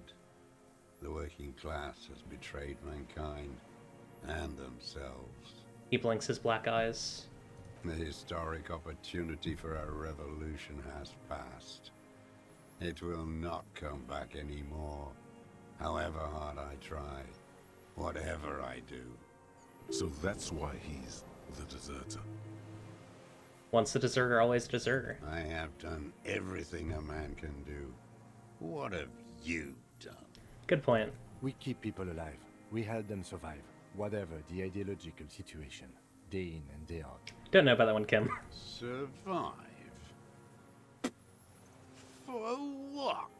The old man spits into the dead fire. You said you deserted your unit. I was just 16 years old. 15 when I volunteered. I had a lapse of faith.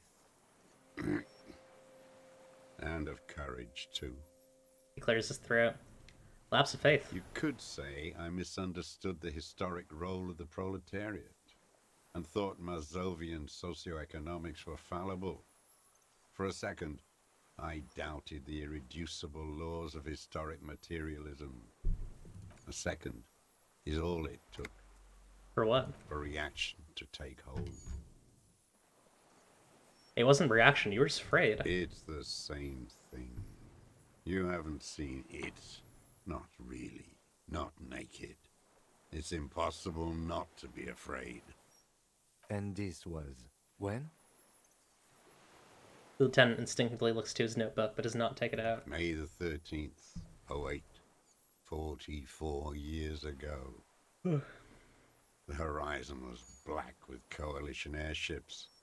Their petroleum rose to the sky, and it looked like it formed the clouds. Storm clouds. When they started shelling, it was dark magic. He looks north. Dark magic. The combined might of international capital.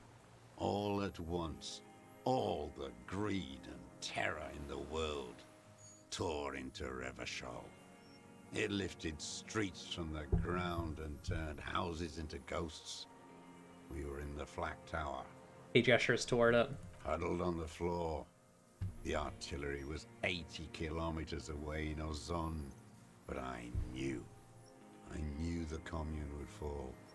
We would all be turned into ash. So I said I was going to the map room. He looks east. A terrible shame, still within him. The lobes of his ears are red with it. The shame and smallness of what he became. He didn't go to the map room. No. I climbed the chain link across the water and hid inland, in the bunkers there, like the weakest of the weak. A mouse, frightened at the ordnance all night, and the sound of the rotors in the morning, whirring. He looks at the sky. What was that? Airships. I climbed out into hell. The landing was complete. The chain was submerged. I had to swim back. The fortress was half submerged too. Shattered.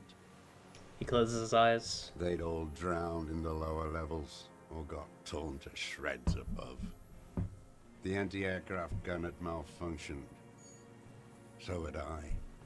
I left them without ideological direction. It was real. I'd seen it. I'd seen it in reality. He opens his eyes and stares right through you. Seen what? The mask of humanity fall from capital. It has to take it off to kill everyone, everything you love. All the hope and tenderness in the world. It has to take it off just for 1 second to do the deed. And then you see it, as it strangles and beats your friends to death. The sweetest, most courageous people in the world. You see the fear and power in its eyes. Then you know. He's silent for a second. What? That the bourgeois are not human. Say nothing. Let him finish. I had to. I had to fight it. I had to never stop. The old man falls silent. His black eyes keep piercing your skin as he looks to some great distance behind you, shaking his head slowly, retreating from it. What is this place, this island? It's not an island, Dwat. It's a defensive fortification of the commune of Revachol. And I am its last surviving defender. He looks around. What was it used for? The congenitally deformed King Philip II built it to restrict access to the Bay of Revachol. We captured it in '02, Retrofitted the fort with an AA gun to defend against an airborne landing. Against the whole world. You mean the landing? We're taking a Revachol. Coalition military called it Operation Deathblow. He winces. I later found out on the radio they called it Deathblow. You're one of them. Tell me, who speaks like that? We had 50 million people on Caillou alone. Murderers. I know what you mean. You don't know. You haven't seen it. Iblis. He shakes his head slowly. Iblis. The black-eyed angel.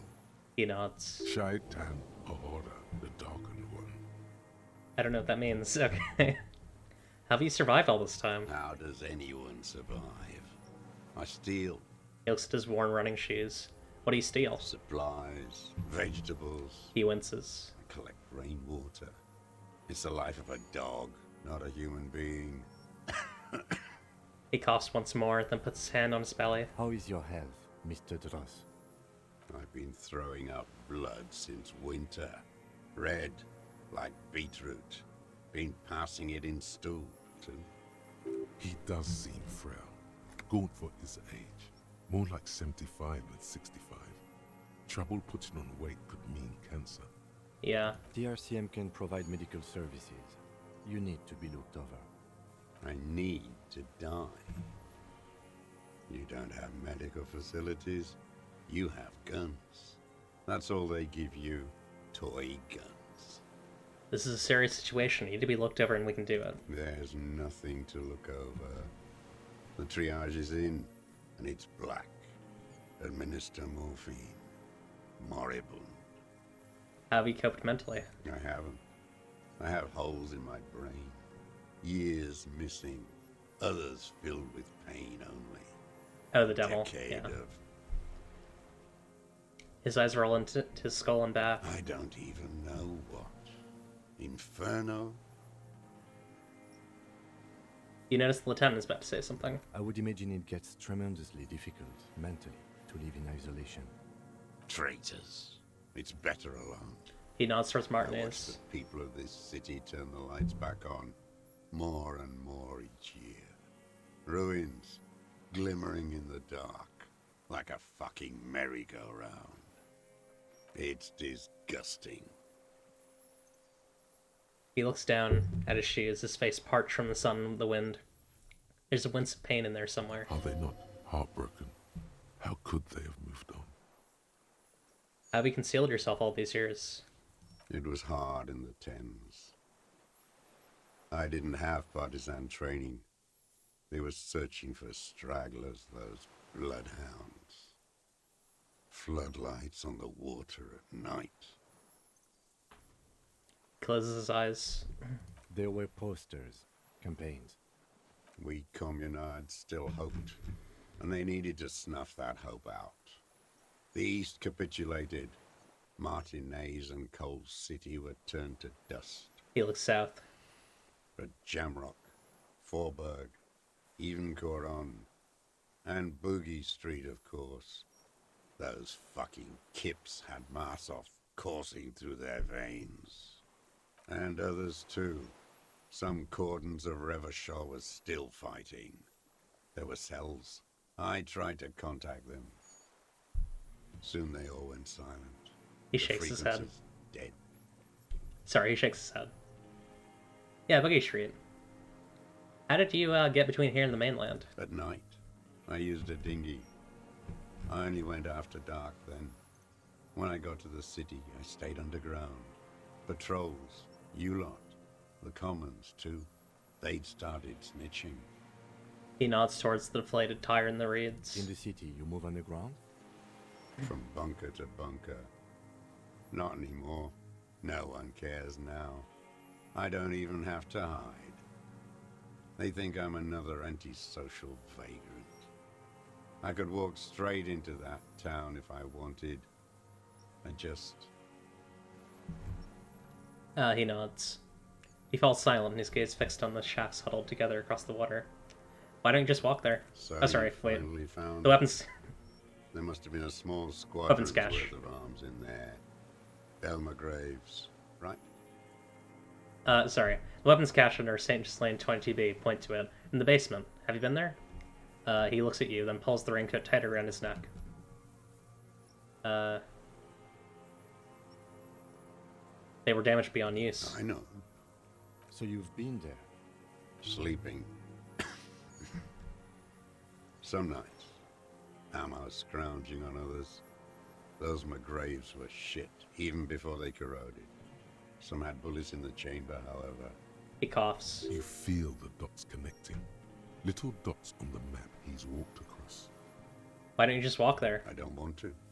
They're all traitors. Pigs, rabbits, and dogs. Men without ideals are only animals.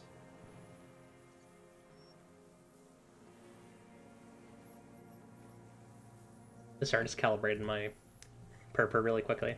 Okay. He does not want to see life moving on. People forgetting, drinking, laughing. Yeah, that makes sense. There's a small bunker under the Feld building. Have you stayed there? The propaganda bunker. I used to, but not anymore. He coughs. Propaganda bunker? They stored leaflets there. Broadcasting equipment, too. Made broadcasts, I think. Propaganda officers. I buried them with their leaflets. They killed themselves. 2 young boys. Killed themselves. A lot of our boys did. I spent some winters there. Never liked it. Kept thinking of them. No need to go underground anymore. It's better in the ruins, on the ground. He stares at the ruins of the Feld building. Tell me another thing. The old man looks across the water, at the city, the ruins, the motorways rising above it.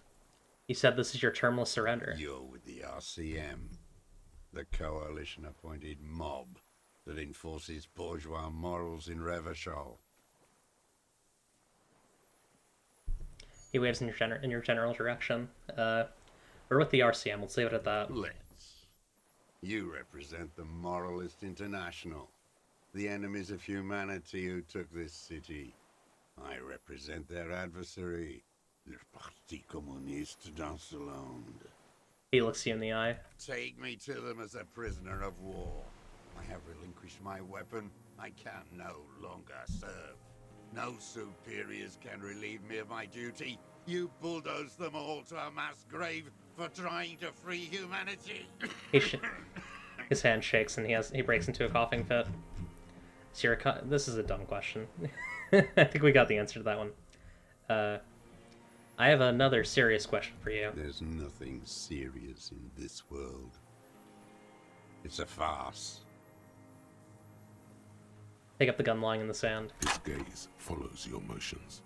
The rifle feels surprisingly light in your hand. Frame stopped and patched in places with tape and wire. Inspect it closer. The rifle's in a shabby state, like a crutch that's seen too much travel. Hieroglyphs are embossed into the forearm, made of walnut. On the butt, you see Vespertine writing, burnt into the wood. Triangong, 4.46mm, made in Sinyao. It's as he said. It's a Triangong, made in Sinyao. It doesn't matter if it was made in Shanti Shanti. All it has to do is use jacketed ammunition.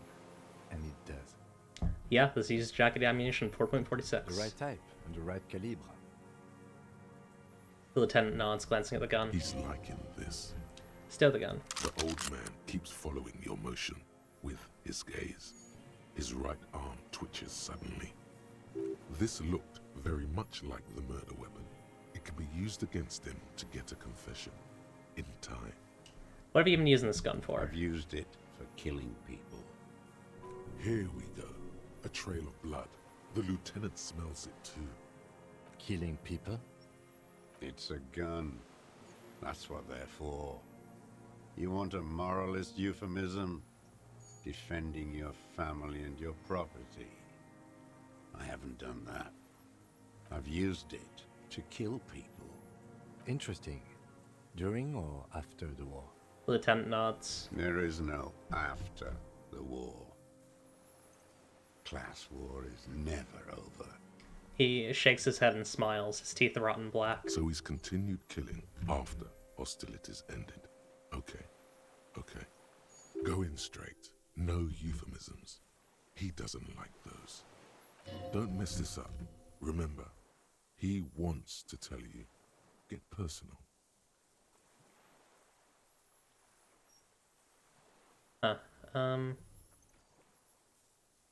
Wait, so which one do I say then? Nothing comes to you. Silence. His black eyes look at you, and in them a chill, like electricity running up your spine, crawling into your skull. What? All is not as it seems. Detective. Lieutenant turns to you with well-disguised impatience. Did you use that gun to shoot and kill a colonel? Actually, let me look at the skill check levels. They're all easy. Okay. Did you use that gun to shoot and kill a colonel of the security contractor Cornell? The who now? He leans in and cups his ear. The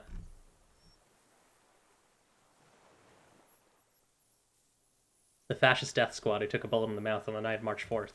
Oh, yes. That one. Ugly piece of work, that boy. He looks up at the sky and clacks his tongue. Did you kill him? Lieutenant takes a sudden step toward him. I am a son of a welder and an officer of the commune of Revachol. I do not collaborate with murderers and pederasts of the liberal regime. He spits a big one at the lieutenant's feet. Exhaust him with proof. Pile it all on him. Get a confession. The scent of blood in the air. But what else? There was something you can't remember. Something about the tracks. Suddenly, all those tracks are so confusing. Go with something else first.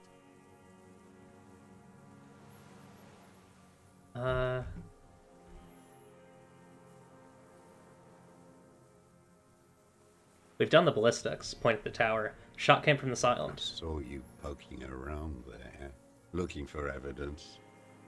You're damn diligent when it comes to dead fascies. Yeah, this is interesting. You had direct visibility. Did you like the view? There are embrasures in the concrete, specifically meant for a top follower to use. And you had a long-range rifle in your possession. The lieutenant softens his voice. You've been here a long time, Mr. Dras. Too long. You clearly need medical aid. I'm ready to die. I've done my part. The man interrupts him, then coughs. He's practically admitting to it. Dead fascies for fascists.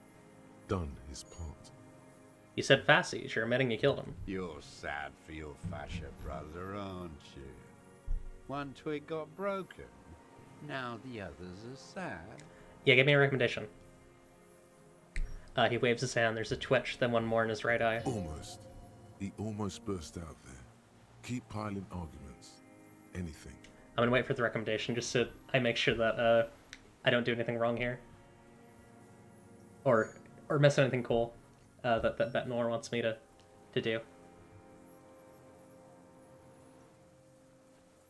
So I'm not sure if that's to do with this conversation.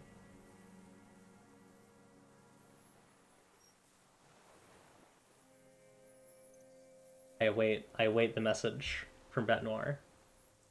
Well, maybe the on-screen chat? Oh, on the... Is there gonna be something on the left side? I'll keep an eye out. I can make it... I'll make it smaller for now, just if there's something I should be anticipating. Just in case. I'll leave it like up here.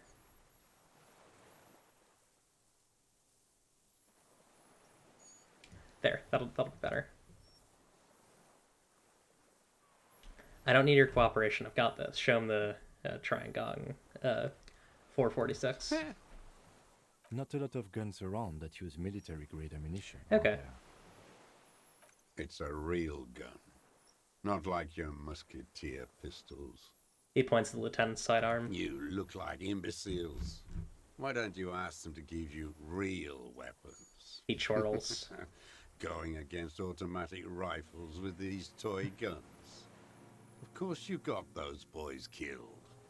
Damn, he saw you. He's watched it happen. So he saw you.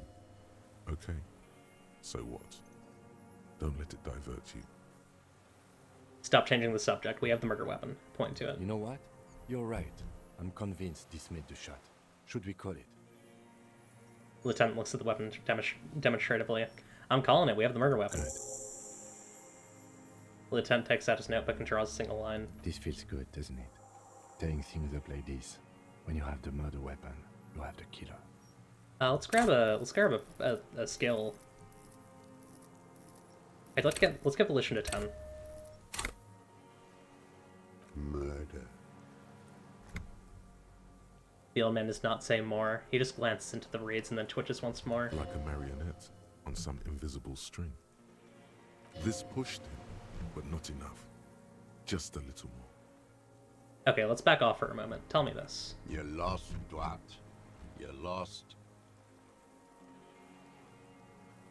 One more time. Hang on, let me... Pretty one more time. bourgeois law. He snorts and spits. This is all you care about, right? The only thing in the world for you types. Tear into him again. Pile it on him. Come on, what am I forgetting? Hit yourself on the side of the head. Wait, here it comes. The goddamn Maybells. The dried Maybells on Clausia's roof. Oh, yeah. There were Maybells in the grass when you got here. And Maybells on Clausia's balcony. Wait, don't forget the footprints. The diagonal prints in the dust in the secret space behind Clausia's bedroom. Now, they're gonna come up. Ow. Yes, ouch. So good, it hurts. Those were not modern prints. Oh. Maybe don't beat yourself anymore, though. You're not immortal. Wonder what brand of boots you're wearing. Everything is brands with you individualists. Who cares what brand my shoes are? Sansa. Some shit. He looks at his running shoes covered in mud. Show me the soles, please, Mr. Doras. Fucking imbecile. The old man stretches out his leg. A black and white spiral pattern covers the sole of the worn-out running shoes on his feet. The maker is called Sensory. You see their V-shaped logo, but can't make out the size. These are not the unusual horizontal patterned soles you saw in the dust on the floor of the hidden room. They do, however, seem to be about the same size. Huh. The size fits, but not the sole. 70%. Let's give it a shot. Wait, maybe it's simpler than that? 72%? Oh, missed. Simpler? No. This is another loose thread you will never connect. Goddamn footprints everywhere. I hate them. The lieutenant raises his brow. What are you doing? He's thinking. We almost got him here. Yeah. Not now. Stop yourself.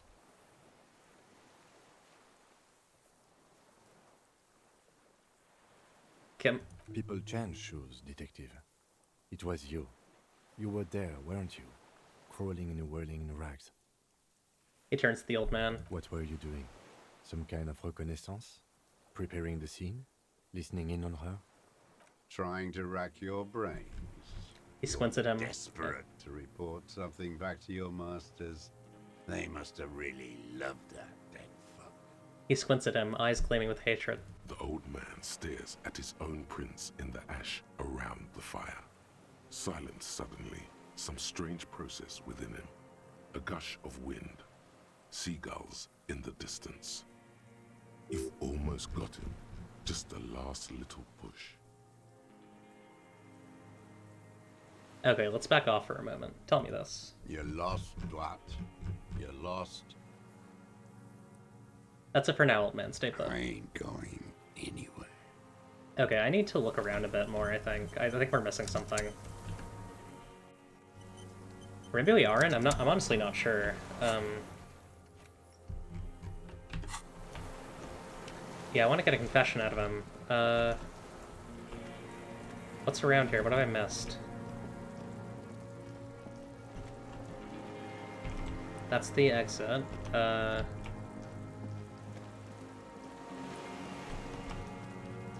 There's evidence I haven't gathered. Is it here? Because if it's not here, then I can't get it.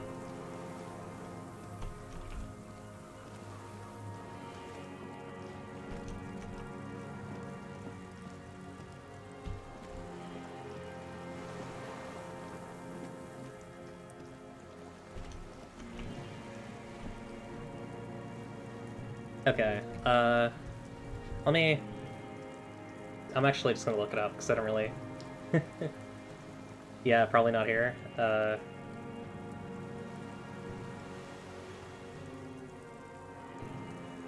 That's alright, I guess I can just arrest him without, Just keep going? Okay.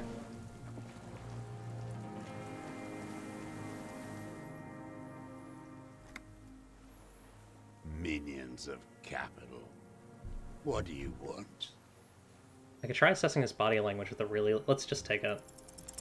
For a 60-year-old man with stomach trouble, who spent his entire life alone on an uninhabited island, he seems surprisingly fit.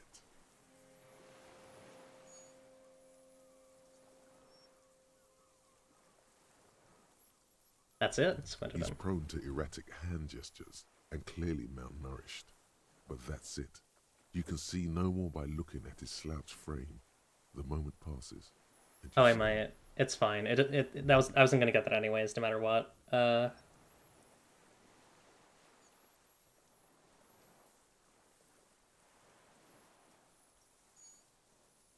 Yeah, I guess I don't have enough evidence, but I mean... I don't have enough evidence to get a confession, but I think I have enough evidence to arrest him. Let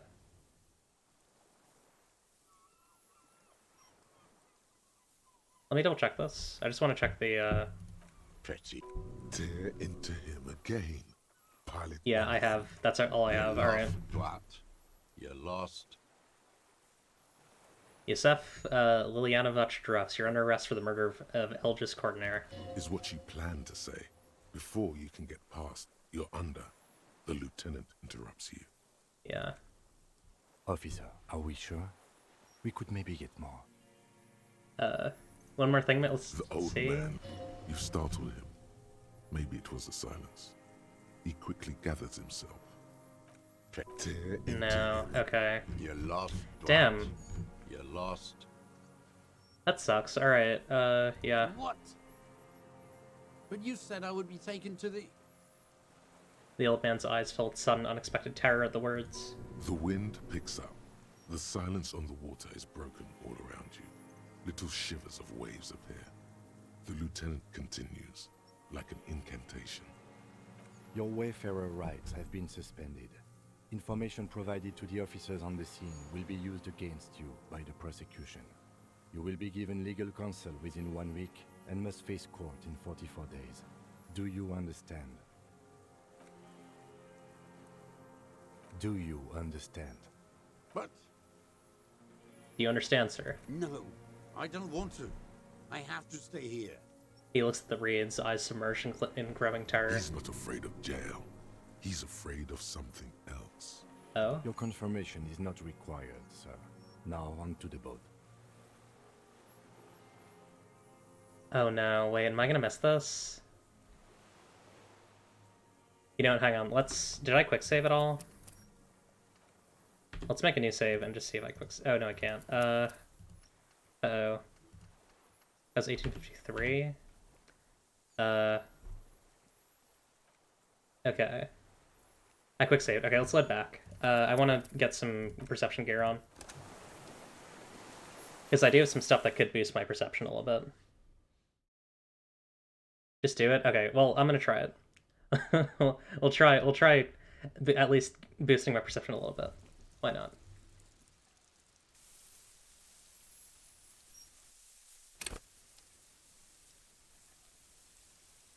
Yeah, I guess there's just a lot of things that are little in this that I missed. It does really feel like I don't know. Just didn't get certain things. I have perception glasses, right?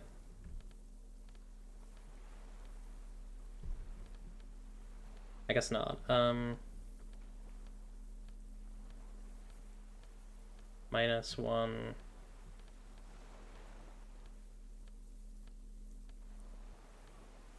Okay.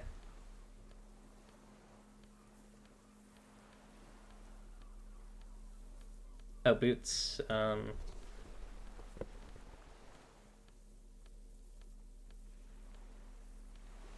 Actually, I don't have that many. Yeah, sea monster glasses are minus perception. I'll take those off. Okay, that's what I got. I got +1. It's not gonna help at all, but you know. Okay, just talk to him again. Not gonna try that again. Minion. Officer, are we sure? We could... Joseph, Liliana... What? But you said I would be taken to the... Yeah. Your wife... Do you, Do you understand, sir? No, I don't... Your confirmation is not required. Okay. Now on to the boat. 17%. Wait. You thought you heard something, but it's just the reeds. Maybe we could all fit in there. We could all fit in the little boat. Actually, no. He scratches his head. First sight, does that have room for 3? Not really.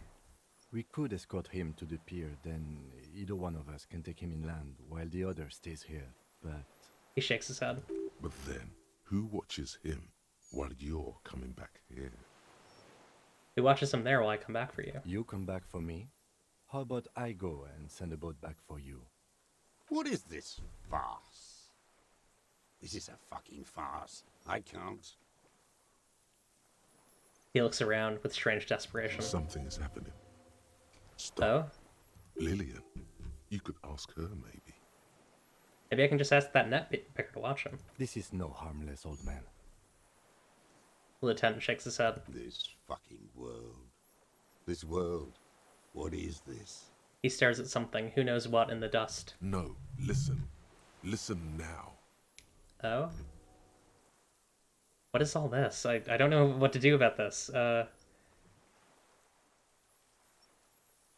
You could come back for me once you've taken up the precinct. No, it would take a whole day on this island. You go and transport the prisoner. I'll be here. I can escort him to the pier with you. No need to be polite, I'll do it. This world? What are you talking about? Is this... us? The old man repeats. His voice drowns out in a sudden gush of wind. The wind is cold from the east. Yeah, he's still at war. Your skin is crawling suddenly. Oh boy. What's about to happen? Oh my god. Oh my god. It's here. Look at it. It's the Insulinian phasmid.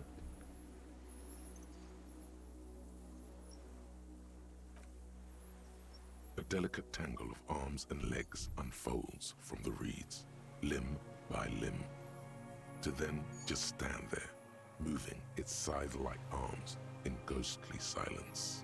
Blank. It's still there, an unfolding mechanism of reed-like chitin, hovering in place. What is that? Point to it. What are you talking about?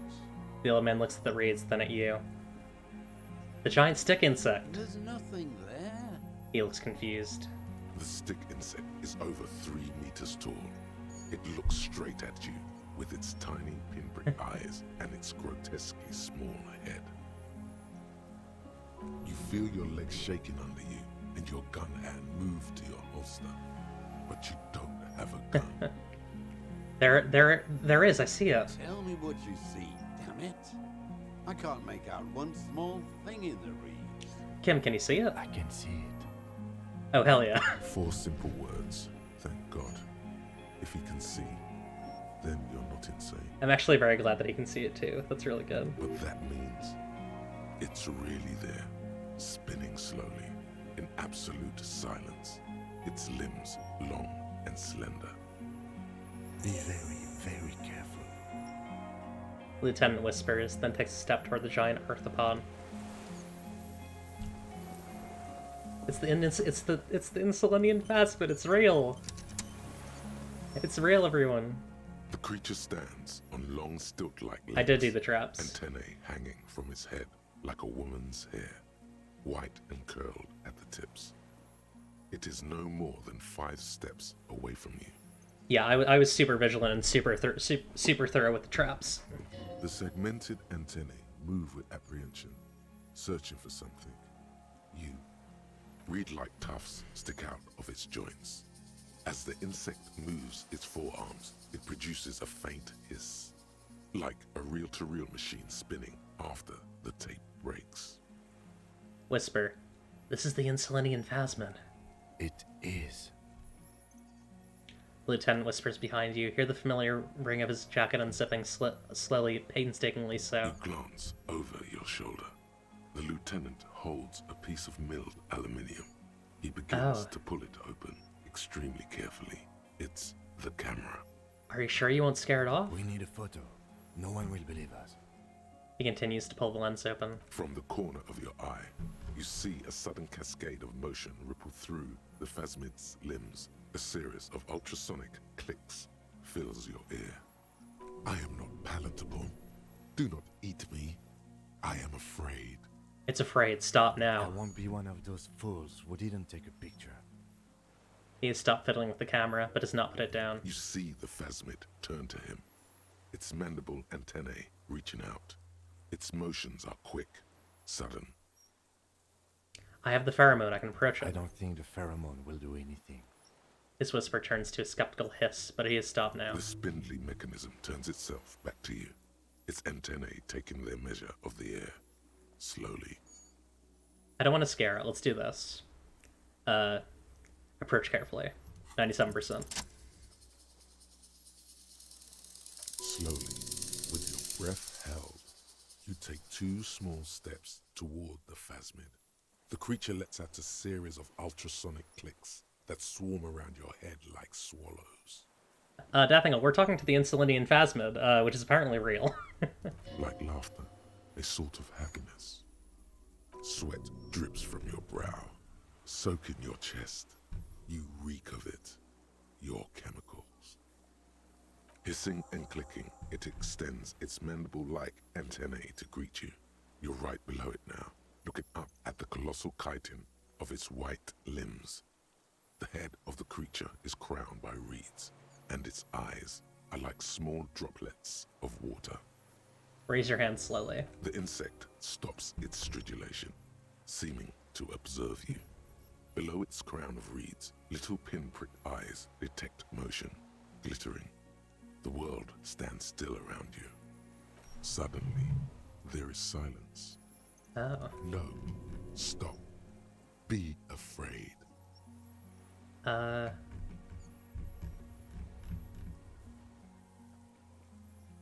Raise the other hand too. As you do, the invertebrate comes to life, its limbs moving independent of each other, as if each has a mind of its own. They are white, like stalks of porcelain, knitting above you, praying to you. Don't pray to me, I'm nothing. The reed creature does not stop its stridulations. It towers above you, parting the reeds it emerged from. Tuft-like structures still rustle on its joints. No, we're a bug finder. We love to find a big bug. Perhaps it is preparing to eat its god. Hello, I'm Harry. I don't really know who I am. No reply. A total ancient silence comes from its mouth, along with what appears to be some kind of foam. The stridulations of its limbs continue all around you. Stand on your tiptoes and look more closely. You were right. Little bubbles form on the mouth parts of the creature, on its segmented lower lip. It looks to be foaming, slowly. The foam is white, then yellowish. Kim, it's foaming. Careful. It may be poisonous. Lieutenant watches you apprehensively. The foam slowly turns a darker shade, like burnt caramel, as the insect moves its mouth parts, masticating. The little bubbles begin to burst, one by one. Tell me, what are you doing? I exist. I exist Tell too. me what it's like for you. I'm ill. What is your illness? In my heart, for me it's sadness, input after input. For me, it is not like that. I have states, not emotions.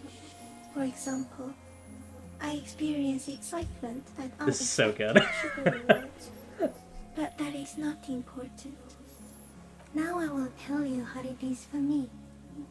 For me, it is a series of half-lit images, a kind of darkness, being intruded upon, transient, dim, moist. Yeah, a lot going on. Intruded upon by what? Shapes of plants and animals, and internal sensations. A swarm of sounds, tiny vibrations on the inside of my forearms. All speak of complexities totally beyond my understanding.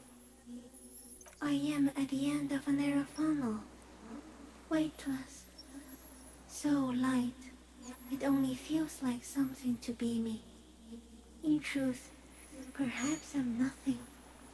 I certainly do not have a soul, and if I did, it would never ache. I'm glad to be me.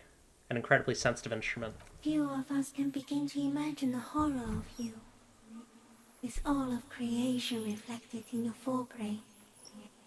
It must be like the highest of hells, a kaleidoscope of fire and writhing glass. Eternal damnation. Even when you're sleeping, and when you wake, you carry it around on your neck, with eyes open that cannot help but swallow more behind the mirror. I feel great, mute empathy for you. It was very disorienting at first, but I'm keeping my shit together. That must be incredibly hard. The Arthropods are in silent and meaningless awe of you. Know that we're watching. When you're tired, when the vision spins out of control, the insects will be looking on, rooting for you. And when you fall, we will come to raise you up. Bud from you, banner-like, blossom from you and carry you apart in a sky funeral, in honor of your passing. But not me, because I'm just a leaf eater. This thing's really cute. In honor of your shit, Lieutenant Ephraiteur, which you kept together in the face of total unrelenting terror, day after day, second by second. Detective. I killed Morale. Arriving. Right. On the scene. That's fun. I'm a detective. So am I. I was born to detect sucrose rewards and semiochemicals. What were you born to detect? I was born to detect you. Yes. No one detected me for such a long, long time. For thousands of years. I dithered, out of sight. Trapped myself in greenery. This is my masterpiece. No one believed I exist. Almost no one. Until you came, detective. Dripping of blood that smells like strawberries. Across the calm sea. The first in 1,000 years. Yeah, you might not believe in the Phasma, but the Phasma believes in you. That's right. This is a dream? What's happening? No. You're awake. I am real. Light is forming me. This is real. Where does all this come from? All this around us, the world. Not even the birds know that. Not even the water lily. Then all we can do is beat our fists against it day after day. No answer. You can also eat it. If it's a leaf, you can put it in your mouth. Yum yum. Or read. What exactly are you? I am an unknown species of the order Phantasmodia, endemic to the Insulandian Isoma. For the last 350 years, I have hidden in plain sight, masquerading as the reeds, molding, cloning myself, unfolding at night to play with trash bins and boys. It may have unknown, dangerous biochemical characteristics that help it maintain its camouflage. Huh. No, no one believed I exist. Almost no one. Until you came, detective. Dripping of blood that smells like strawberries. This is not the Across right calm line. sea, This isn't the right the first line. in 1,000 years. Wrong line, Disco Elysium, no. I went unnoticed by the first settlers and the land surveyors of the suzerain, also by the soldiers of the revolution and by the officials of the occupation. Even the Seminese islanders who came here first, but did not stay, have not seen me. I have stayed hidden through 4 forms of government and 2 scientific revolutions until I was accidentally discovered by a detective of the citizen militia in Revelshop, district of Martinez, March 51. Are you poisonous? Yes, I do not have a starter display, so I use a neurodegenerative element to aid in camouflage. Do not worry, it is only destructive over long periods of time. Oh, interesting. The deserter. He's been here for a long time. I have to say goodbye now. I have no more thoughts, that was all. No, there is one more. Of all the creatures I've met, you are the kindest. Thank you. I also have one more thing to say to you. That woman. Turn from the ruin. Turn and go forward. Do it for the working class. I will. She was middle class. It doesn't take a 3-meter stick insect to tell you that. Okay, Kim, take the picture. Okay. With a slow ring of metal, the lieutenant slides the lens open and raises it to eye level. There is no change in the insect's motion while it's being aimed by the camera. It remains fixated on you. In 3. If it moves, you jump back. I'll shoot. Here we go. 3, 2, 1. Lieutenant whispers, his voice tense. The shrill flash of the camera cuts the air like the blade of a sword. The phasmid freezes in its bright light. Head turned toward the lieutenant, hypnotized by the flash. It stands frozen before you. The sweat on your arms feels cold as ice, as if you're frozen as well, in the shadow of this great statue of chitinous marble. I got it. You hear the lieutenant whisper as the creature's shape develops onto photo paper in his hand. A polychrome ghost of white streaks against the reeds in the sky, and you as a shadow before it. Immortalized. For all time. Carefully pat its scythe-like forearm. The limb before you is incredibly light, like eggshell. It's much lighter than a reed. You feel a soft push could tip the creature over. Its hollow exoskeleton collapsing. Run your hand up the slender limb higher. A small shudder passes the creature's arm. High above you, its black pearl eyes still glisten, mesmerized by the light passing its nervous system. There is some kind of countdown happening as it slowly processes the overwhelming brightness of the signal. The invertebrate is regaining control. The stimulus overloaded it. It's passing like an extended moment or a gallstone. Slowly reach out and touch the creature's whisker. The antennae hang from a great height. With your hand shaking, you barely touch the tip of the left whisker. On contact, the chitin curls into a spiral, like the tip of a poison ivy. Its touch on your fingertip feels cold, ticklish. It is surprisingly delicate, the curly end of the whisker, like a young vine. It's even a bit wet. Be careful, detective. It's moving. Look at your finger. You were right. It glistens with some kind of moisture. The creature in front of you stays frozen. Do not lick your... Actually, lick your finger. It tastes like sugar. Oh. Very faint.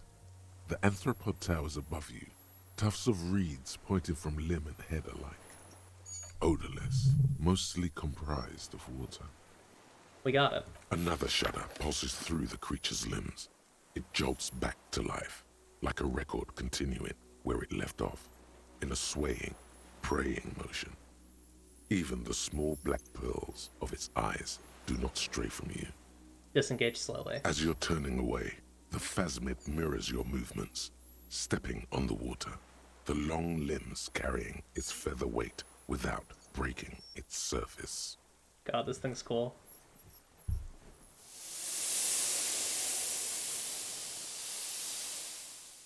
Then it's just gonna vanish back into the reeds. Damn. Yeah, there it goes. And just like that, it's gone, skating away across the sea's calm mirror like a skipping stone, leaving nothing but circles on the water. And something under it, in the place it stood, bobbing there, among the reeds, a collection of items. Huh. It's gone. Lieutenant looks north with his hand raised to his brow. Can walk on water. Apparently, yes. Like a water strider. Only, I've never seen anything like that in my life. There are people who didn't like this? This is beautiful. It's such a good moment. He shakes his head with amazement. This world is like vaguely mystical and like it's like low fantasy, right? It's people who don't like this are boring. What's that in the reeds? Looks like a nest of some sort. We should have a look. What now? What now? The old man behind you repeats suddenly. He's put his hand to the ash. It's dirty and black. In some kind of strange, semi-catatonic state. Yeah, it's beautiful. It's really good. Our suspect is not looking so good. We need to check on him. And...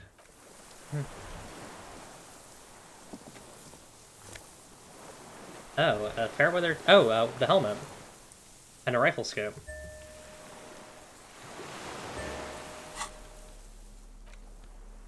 Huh. Well, I can put this helmet on. Fairweather T50 helmet, +1 half-light, minus indigestion. That's pretty cool looking. Not gonna wear it, but it's cool. Same as the killer guy has. Not the killer, but the killer. You know what I mean? What is it?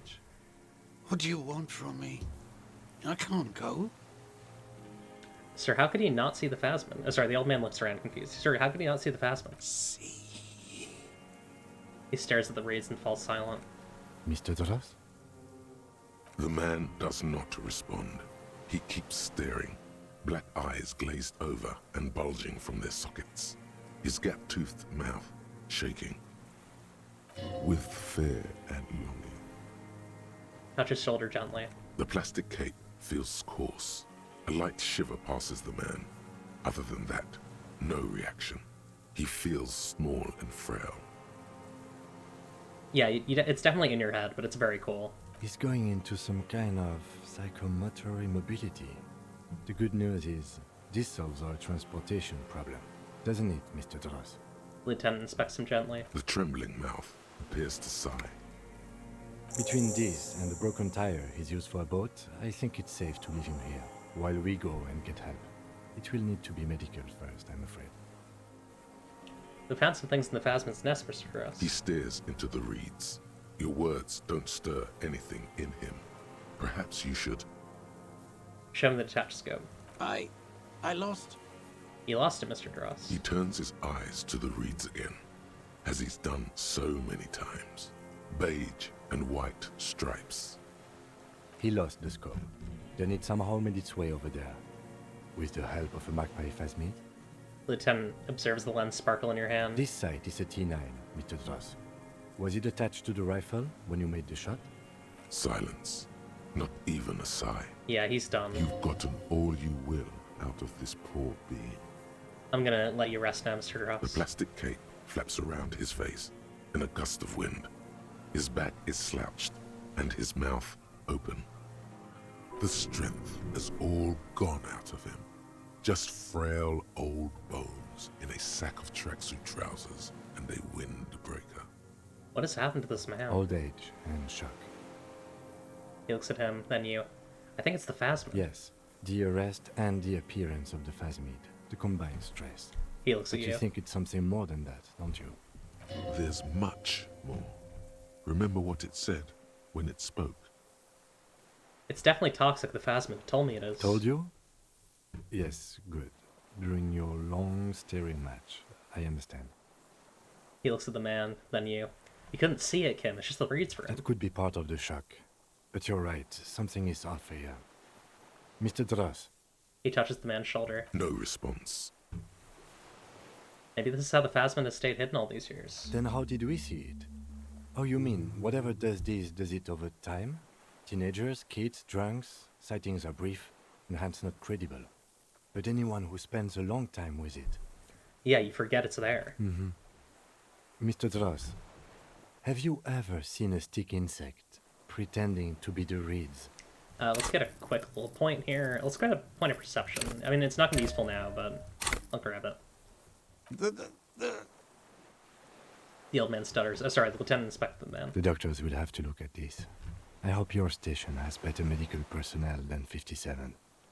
This is a little advanced for a nurse. It's been here for a long time.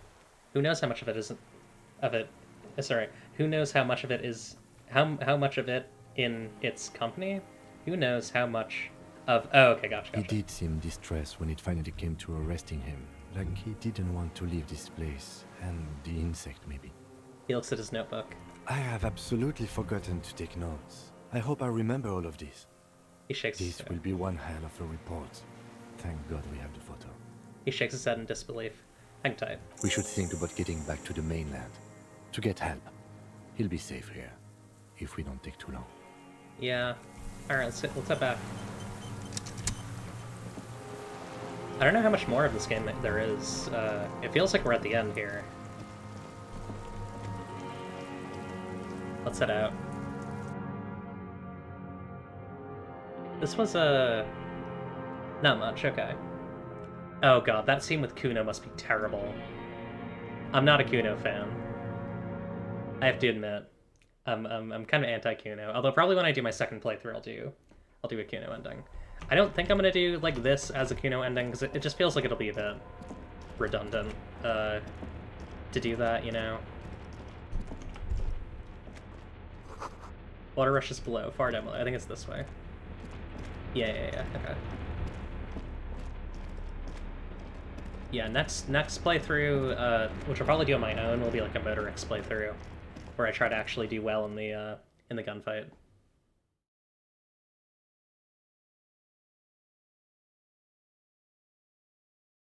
Get the armor, get my gun back, get the Molotov cocktail, all that good stuff.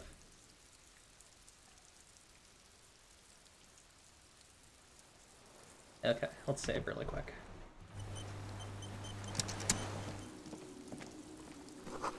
Warm blood trickles down your armpit. Ligature is off. It's nothing. Huh.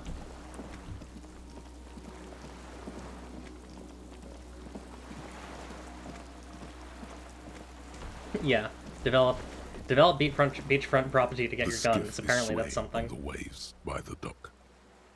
Let's return to the mainland. Let's. We are done here. He says, adjusting his glasses as he looks over the water. The skiff rocks gently under your weight as you get in. The ride back is uneventful and quiet. But for the sound of conversation on the water, there is someone inland waiting for you. Uh-oh, that doesn't sound good. 2 men and a woman stand on the concrete square of a nameless village, looking at a small yellow boat as it draws closer. The sea is calm. You reach the jetty and climb out of the skiff. Okay. Hopefully this isn't our death or something. Yeah, this seems like it could go really, really bad. Whatever this is, I don't know. I don't trust like that. Oh. Look what the tide brought in. The man says in a measured tone. Suddenly his expression changes and he tilts his head. Harry, you're bleeding all over the place. You're half dead. Whatever this is, it is completely unimportant compared to what you've just seen. Huh. Forget about all this. There's a giant... You're not forgetting about anything. Look at you. He points at you with both hands. No one else seems bothered by the bleeding. Bothered by it? Harry, you look like you need a fucking organ transplant. Fuck it. Let's not get into that. Who are you people? Hello, I'm Trent Heilerstar. I believe we've met on several occasions. Oh, this seems bad. This looks really bad. Alright. I'm your goddamn partner, Jean-Vic Comar. And this is your special task force. Or what's left of it. He says, gesturing toward his companions. Special Consultant Trant Heidelstam, Patrol Officer Judith Minot. Oh? Hi. We've come to scrape what's left of you off the pavement. Lieutenant Kim Kisuragi, Prison 57. We've just come from the island, where our investigation led us. He points to the sea fort. We might need your help with something later. He adds, suddenly regaining his confidence. As if he recalled that he's in fact a decorated police lieutenant and not a naughty boy.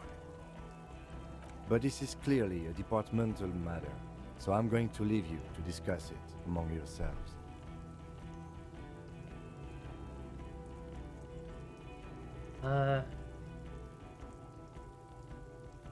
Way to feed me to the wolves. It's good to meet you, Lieutenant Kitsuhagi. She says warmly, flashing the lieutenant the tiniest of smiles. What is this about? Ari, we want to help you. Trant, I believe this is where you come in? This is the horse-faced woman.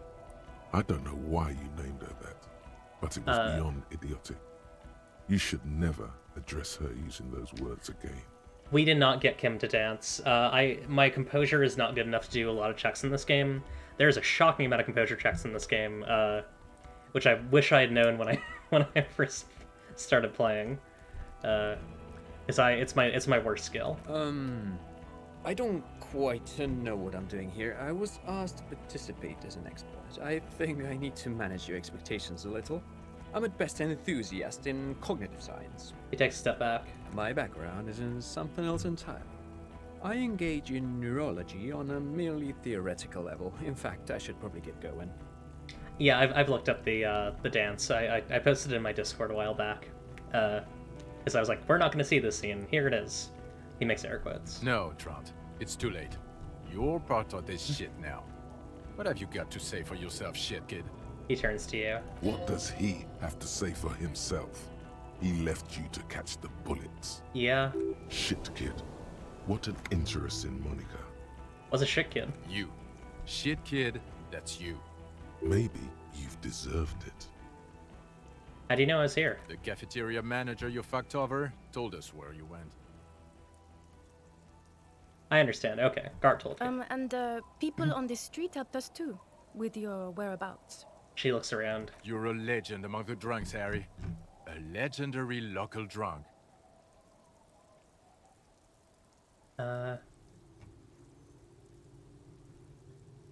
You, nodded the female officer. Sorry I didn't recognize you before. It's okay.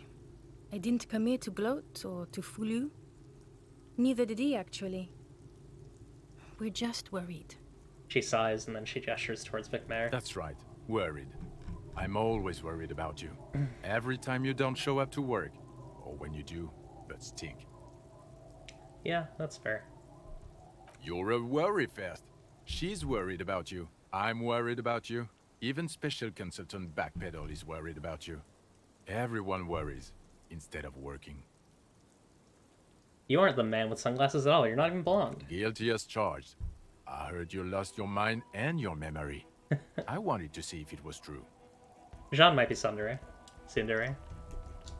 Exchanges a look with the Special Consultant. And it was. Good work, Harry. You're insane now. There's one less person for me and everyone else to rely on. He was too sarcastic for you to realize who he was. Actually, I suspected something was off. Did you? Or did you literally not recognize my face? We've been partners for how long, Harry? Don't answer that. You don't remember. He adjusts his tie. Judging by the familiarity you feel toward him, 2 years minimum? Or maybe a short but close stint on the task force? Yeah. He's right. Don't start guessing. Now's not a good time. You mentioned it, actually. You mentioned a task force. Yeah. Major Crimes Unit under Lieutenant Dubois and Vicomar. Ring any bells? Yeah, totally. I get it. Major Crimes Unit. He doesn't remember. He looks at Minnow. See? He really doesn't remember. It wasn't a sick joke. At least that's good. Yeah, that's very good. So Trant Heidelstein turns out to be Special Consultant Trant Heidelstein. Yes, I'm Trant Heidelstein. I never said I wasn't Trant Heidelstein. Okay, you're Trant Heidelstein, Special Consultant. I get it. Again, I was asked to share my take on some of the more fringe academic theories developed in Königstein in the 30s. For example, partial psychotraumatic amnesia, group personality theory. He's here to see if you're insane. He's smart. Let's move on. Oh, that's interesting. I didn't know that.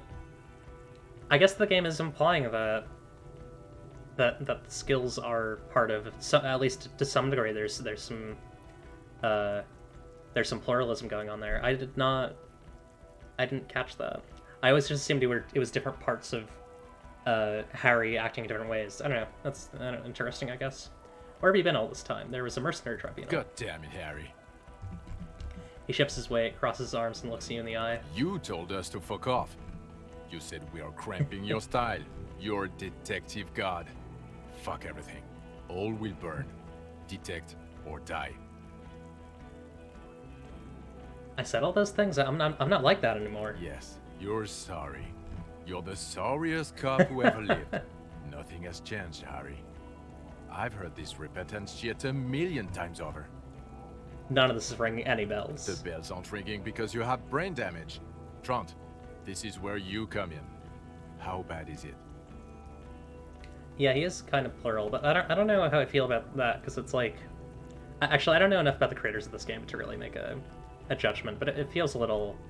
I guess he's not dangerous, but it rolls into some kind of nasty stereotypes. I don't know. He turns to the blonde. Well, he doesn't have visible tremors. He talks without slurring. He can drive a boat. He's standing, reasoning.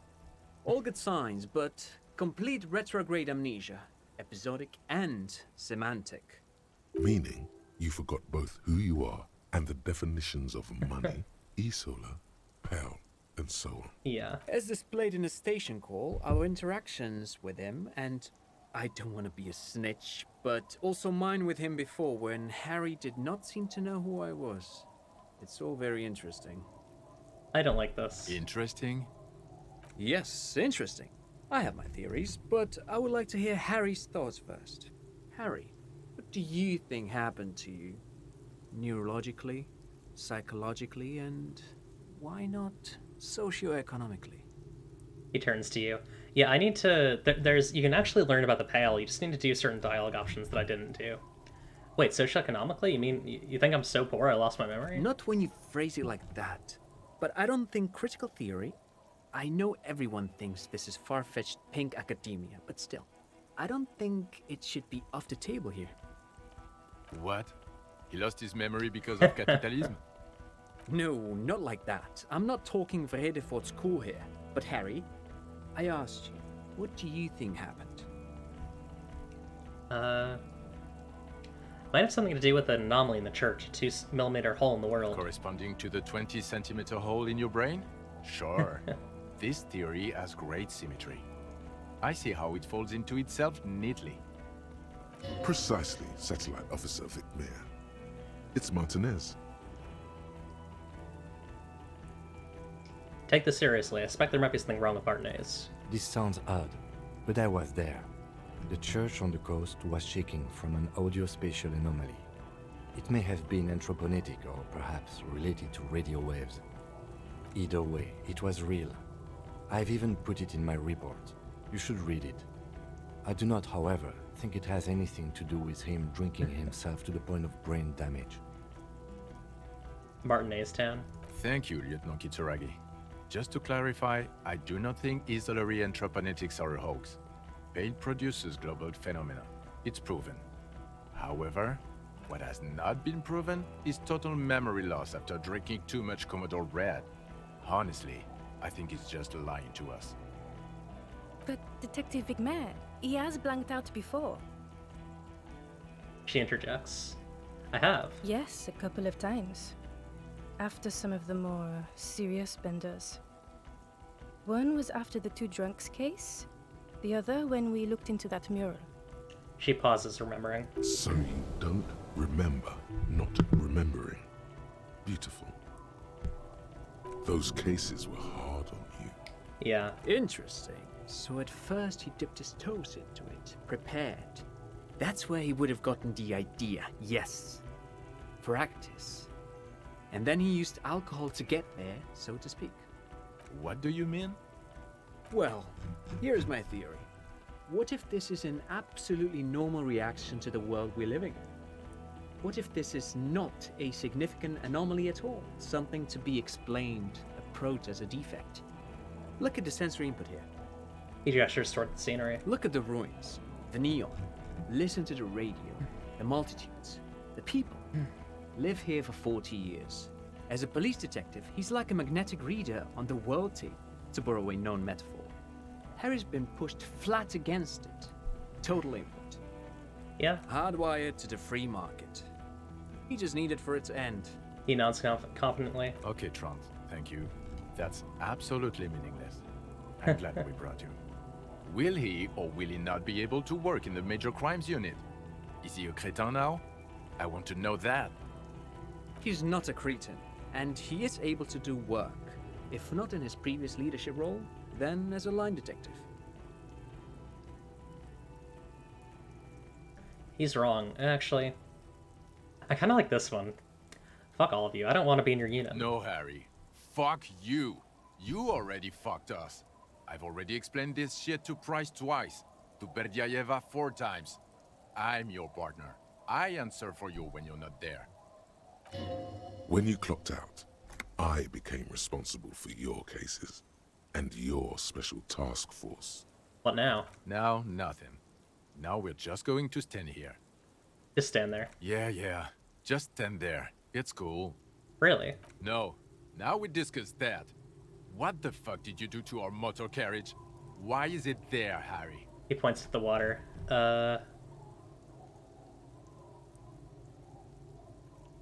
I drove it into the ocean when I was drunk. So refreshing.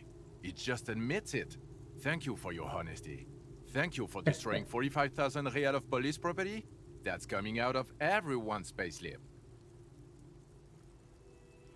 Oh, he has a rectangular halo. Interesting. Oh yeah, that's cool. It doesn't matter. Your badge, Harry. Show me your badge. Got my badge right here. Show it to them. In a rush to demonstrate your badge, your eager fingers can't sustain a grip on the smooth plastic, and the badge slips out of your hand. Let it fall to the ground. Patrol Officer Minnow picks it up and gives it back to you, slippery and cold. He found it. It's his badge. I can confirm. And your gun? The man stares at you, unimpressed at the badge finder. As if having your badge and gun are natural states, not achievements. Yeah. Gun. Yeah, you don't have that. Maybe you can philosophize your way out of it. Upgrade my gun to a rifle. Resign the track on 4.46 rifle. Upgraded it? I don't care about your weapon mania, Harry. I only care about your official sidearm, which you lost. Yeah, I don't have that. I don't have my sidearm. I knew it. I told you he didn't have it. This isn't cause for celebration. It's bad. Oh, I would say it's very bad. You're drunk like a bum, Harry. Please put the stolen rifle away before you kill someone. I quit drinking. Forever. It's only me in this boring hellhole now. Actually, I don't buy it. Why do you smell like a corpse then, huh? He's wounded. It's been a long week, and he's handled an actual corpse. He looks at you. Yeah, it's been a bit of a week. I'm sorry I smell bad. A bit of a week? You're drunk, and you let the suspect escape, a certain Glacier, because you were too drunk to assess a flight risk. Yeah. We've read the report, Sari. Lieutenant Kitsuragis. We know.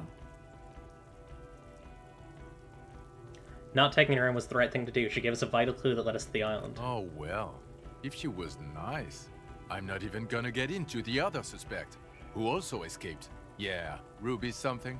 He rubs his face in frustration. Or the fact that you're Everard Claire's little peony now, doing I don't know what for him. That small-time stuff, that's nothing. That's a humorous anecdote. Compared to the 8 people who were gunned down, the streets are literally red with blood, Harry. It was fucking mass murder. He did everything he could. We did everything we could. The company hired and vetted mercenaries. Lieutenant Dubois got between them and the locals. Lieutenant interrupts him. Here comes the cavalry. He did so at considerable risk to his own life. He was shot, not once, but twice. We stopped an execution, not a negotiation. The loss of life was minimal compared to what it could have been. Yeah, it was a massacre. We got wiped. Where the hell were you? Don't make this harder for yourself. He says in a lowered voice. Thank you for the input, Lieutenant Kitsuragi. I didn't mean to suggest you didn't handle the situation. He brushed a stray hand of hair out of his eye and coughed. You spent the week with him on this case. What is your take? On the case? On Lieutenant Geoffrey Dubois.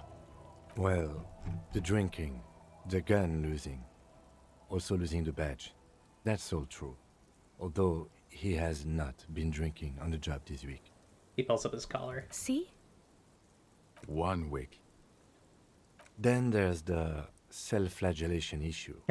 He likes to apologize, profusely, making it sound like he's guilty of at least first-degree murder. It's not a good communication strategy for an officer. It's worrying, especially considering his political views. Detective Dubois is, as you may know, a Mazovian socio-economist. He wants to liquidate the ruling class, which, again, for a police officer, is a little odd. Kim, come on, man. Come on. You should yell something. That's not a good idea. Yes, let's let the big boys talk. And then there's the motor carriage in the sea, something I was not present for. But despite all this, he is a great detective. One of the best I have seen, in fact. He breathes in sharply. He can talk human beings into telling him everything. And he doesn't stop. In all the time I've spent with him, he has not once stopped pursuing leads, however far-fetched and tangential. He is tireless, madly driven. Well, except that one time when he stopped to sing karaoke, which by the way was a valiant effort. He really sang his heart. Hell yeah. Yeah, it was what it was. Other than that one time, he has tirelessly worked on the case, and he solved it. We have a confession, a murder weapon, and the perpetrator. We didn't get a locked confession, on the that's a island lie. Right now, Whatever. awaiting transportation. He apprehended a straggler who stayed hidden for 50 years, ever since the revolution, who's probably committed other murders over those years. Oh, and he also discovered a new species. He pauses. A new species? A colossal stick insect. It was on the island, camouflaged as a reed. It unfolded from the reeds. I think we may be dealing with the Insulindian phasmid. He takes out the photo and shows it to the officers across the yard. Thick white snow falls all around you. Flakes stick to the glossy photo of the phasmid. You hear gasps beneath the howling of the wind. As you can see, it's about 3 meters tall. In fact, we think it may be the largest land invertebrate ever discovered. Say nothing. Fucking hell is that? Is this somehow connected to the case? The man cranes his neck, still looking at the photo. Detective? Kim, yeah, I believe the pheromone it emits may be responsible for the killer's mental degradation. The old man was not aware of the phasmid's presence. Exhibiting a strange, atypical dementia, he fell into a stupor after its appearance. He became near catatonic. So it is connected. Yeah. I must say, this is absolutely extraordinary.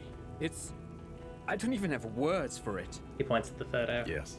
It really does make it hard to fire the drunk.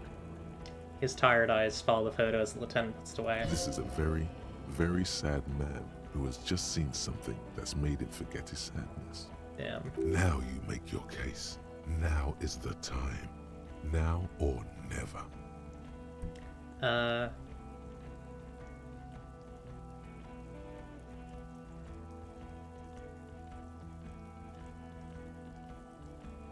The killer, Lilianovich Druss. We have a strong motive for him. Lilianovich. A revolutionary matronym. Special consultant raises an eyebrow. A revolutionary martyrdom. The custom started in Grad, where they have patronyms. Krasovich, Lasovich, etc. The revolutionaries saw this as a chauvinist atavism, so they used matronyms, derived from the mother's name instead. Yeah, you want to fire someone, but they detected so hard they discovered a new species. This man's mother was Lilian. His Lilian's son, Lilianovich. The custom was overturned after the revolution failed, but not before it made it to Revachol. So, It is what a soldier of the ICM would be called. Thank you, Trant. Thank you for that piece of cultural theory. He turns to you. You said you have a motive? Of course, excuse me. I just thought it was noteworthy. He wasn't quite sure about the straggler before he heard this detail. It must have convinced him. He, being a communard probably had to do with the, class warfare stuff. And it worked? You got a war going? I mean, yeah. Yes, until we stopped it. He saw the mercenary as an ennemi combattant. There's plenty for prosecution to pick from, as far as motive is concerned. Lieutenant is quick to correct him. Also, we have ballistics from the gun, matching the bullet found in the dead mercenary's head, and 2 officers on the scene that Mr. Dross confessed to. No, it's but... a clean win. Oh, it's way more than that. Did he confess? Way more. It's more than that. It's a perfect folding mechanism, like the Phasma. Perfect folding mechanism. Get over yourself, Harry. I can still smell the booze on the wind. Trans Encyclopedia's Max, that's right. He rolls his eyes. God damn it. Doesn't it ever leave? It is there, like in your bones or something. It will pass in time. I also started a nightclub in the church. What was that? It sounded like you set up a nightclub in the church. He cups his ear, the wind blows. Yeah, I reinvigorated the local night. Alright, yeah. I did some kids a solid, turned their lives around. 4 kids were living in a tent on the ice. They were going to drown when it melted. It's not optimal, but the building was abandoned, so he put them in there. It's okay. It's not that okay. Get off this subject now. There was also a dead man on the boardwalk, a missing person I found. Yes. Fallen through a gap in the boardwalk. Drunk. How do you know about him? The body was transported to Precinct 41, our morgue. I had Tilbrook and Mullins take care of funeral arrangements and family stuff. You're not the only cop in the world, Harry. This all comes back to us. Still, good work with the missing person, Detective. She says quietly. It's still a point for you. No denying it. I also looked into the mystery of the Doom commercial area. I don't know what a Doom commercial area is. Rue de Saint-Ghislain 10, commercial building where all businesses go bankrupt. I looked into it. Why? That's not what you were supposed to do here. There was a fridge we needed and a possible witness. He was just chasing a lead and ended up advising a local shopkeeper. It was okay. Of course. Call it community outreach, right?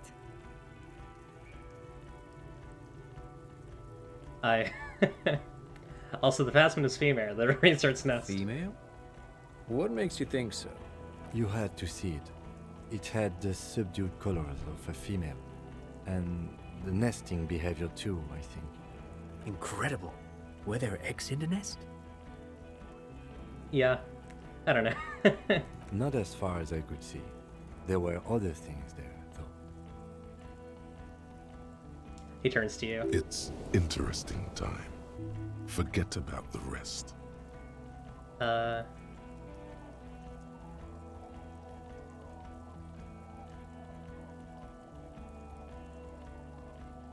It had gathered items in the nest, a helmet and a scope. Actually, this would indicate it was a male.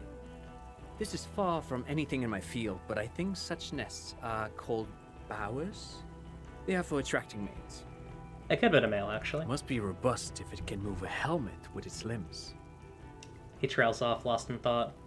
I think it reproduces by parthenogenesis. As in cloning itself? What makes you think so? Observation. Or just a hunch. Well, then it wouldn't matter if it's a male or female. The bower would just be rudimentary behavior from before the parthenogenetic mutation. That makes sense. Yes. Very interesting. Such organisms are extremely vulnerable to disease. A single strain of bacteria could wipe out the whole species. We're probably looking at conservation efforts here. He looks around, quickly assessing the coast. He was flirting with Harry? Yeah. I think it emits a chemical that makes it look even more like the roots. Reeds. Yes. That would be a chiromone. A pheromone that's seemingly beneficial to the host. It usually stimulates the affected nervous system. Not a human's, of course, but perhaps a predator's? Nothing is off the table. But I want to stress this. The find does not have to be connected to the case. The case is 100% prosecutable, without any chiromons. Of course, Lieutenant, of course. We should treat the case and the fast meat as completely separate from each other. People are not going to. He shakes his head. They're not going to go for this speculation in the constabulary. It had mandibles that looked like hair, and it was completely white on the inside. Yes, but also reed-colored, beige and brown, a little green on the outside. After unfolding from a single stalk, it still retained parts that looked like reed tufts on its limbs. Parthenogenesis does involve pseudo-sex, though. Yeah, could be some mating involved. Incredible. The PR value of this is exceptional. Carp discovers new species. Maybe even discovers the Insulindian phasmid. No, that's too much. He repeats, turning to Vicmare. This would really help with some of the problems we've been having. Absolutely, this is great. This does not say vigilante murderers to me at all. This says science, news, human interest. You know, it's a really good thing you have that photo. He smiles. Without it? He shakes his head. You're doing good here. Perhaps only for a moment, but still. Quit while you're ahead? Or no? No, I think I should quit while I'm ahead. So what do you say? Want to take this hot ship back? I don't want to, but you discovered a new species and solved the murder. He shrugs. So I have to. Jude? Anything that ends the trial is okay with me. A quick nod. Agreed. The public relations potential of this is too valuable to let go. Okay. We have vehicles in the square, and the perpetrator needs to be taken into custody. Let's go. He sighs. Now you will finally get to know who you are. Wait, I have a few questions before we go about who I am. The man looks westward, impatiently, jingling his car keys in his pocket. Who am I? Who are you? You're a gym teacher, Harry. What? Well, obviously you're not a gym teacher anymore, but... Before you were a cop, you were a gym teacher in Coron. Oh, huh. It's getting really cold outside. Should we She maybe... looks around. Of course he's gym teacher. That does explain a lot. Harry, it explains everything.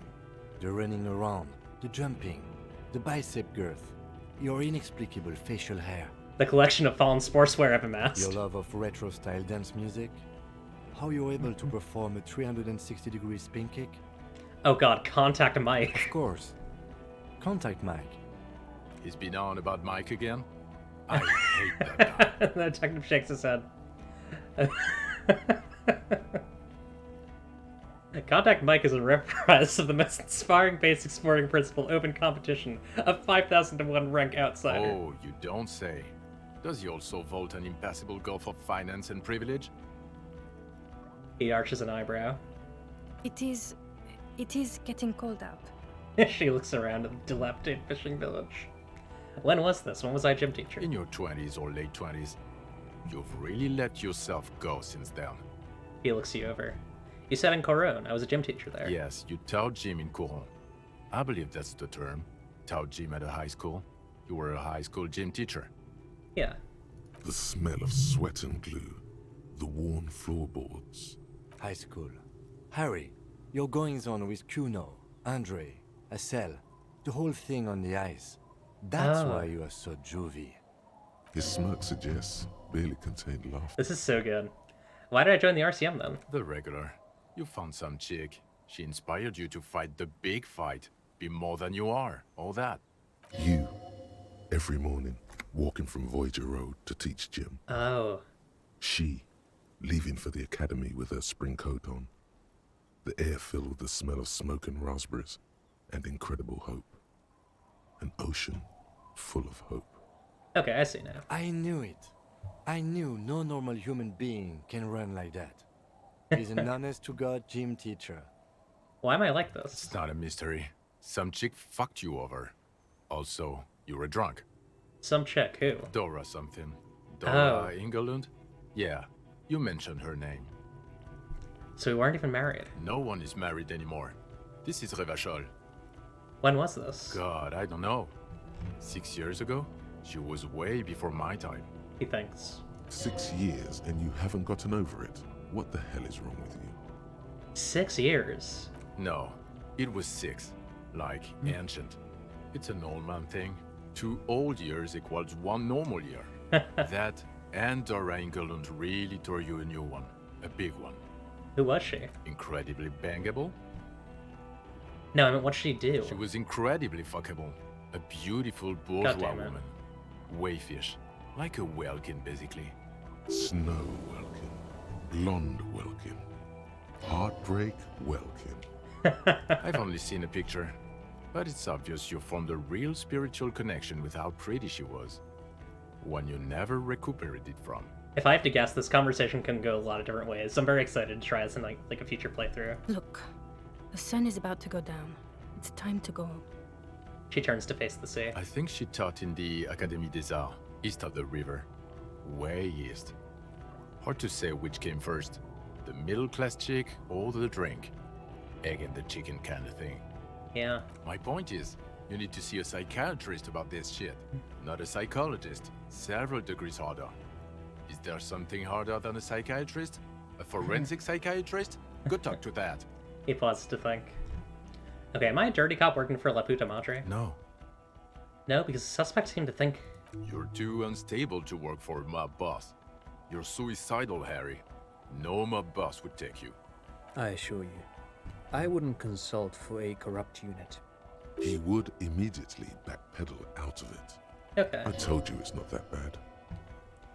Precinct 41, what kind of station is it? Us? We're the bloody murder station. Haven't you heard? We're the bad guys. No one likes us. That's not true. Jamrock is too big for one precinct. You are just understaffed, and everyone respects the 41st. You have Captain Price. Thank you, Lieutenant. You're being kind. It is an understaffed station, and the district is too big, which is why we need to... He tilts his head northward. Get back to it. We left Torsen and McLean to run the Sea Wing. It's not good. Torsen and McLean? Mac the Torso Torsen and Chester McLean. They're not fit to run a wing. Believe me. Things are shaky as it is. She arches an eyebrow. They are damn iconic, though. Torsen and McLean. An iconic duo, I take it. Yeah, not like us. 2 clinically depressed old men. Where's the contrast here? We're garbage. And the Sea Wing is... God. There are 4 wings, Harry. A, B, C, and D. We're in C. It's made of losers and clock punchers. You and I reconceptualized it as a task force. It was a mistake. He sighs. There's also a lot of outside help involved, not only me. Other losers too. He smiles. He's anything but a loser.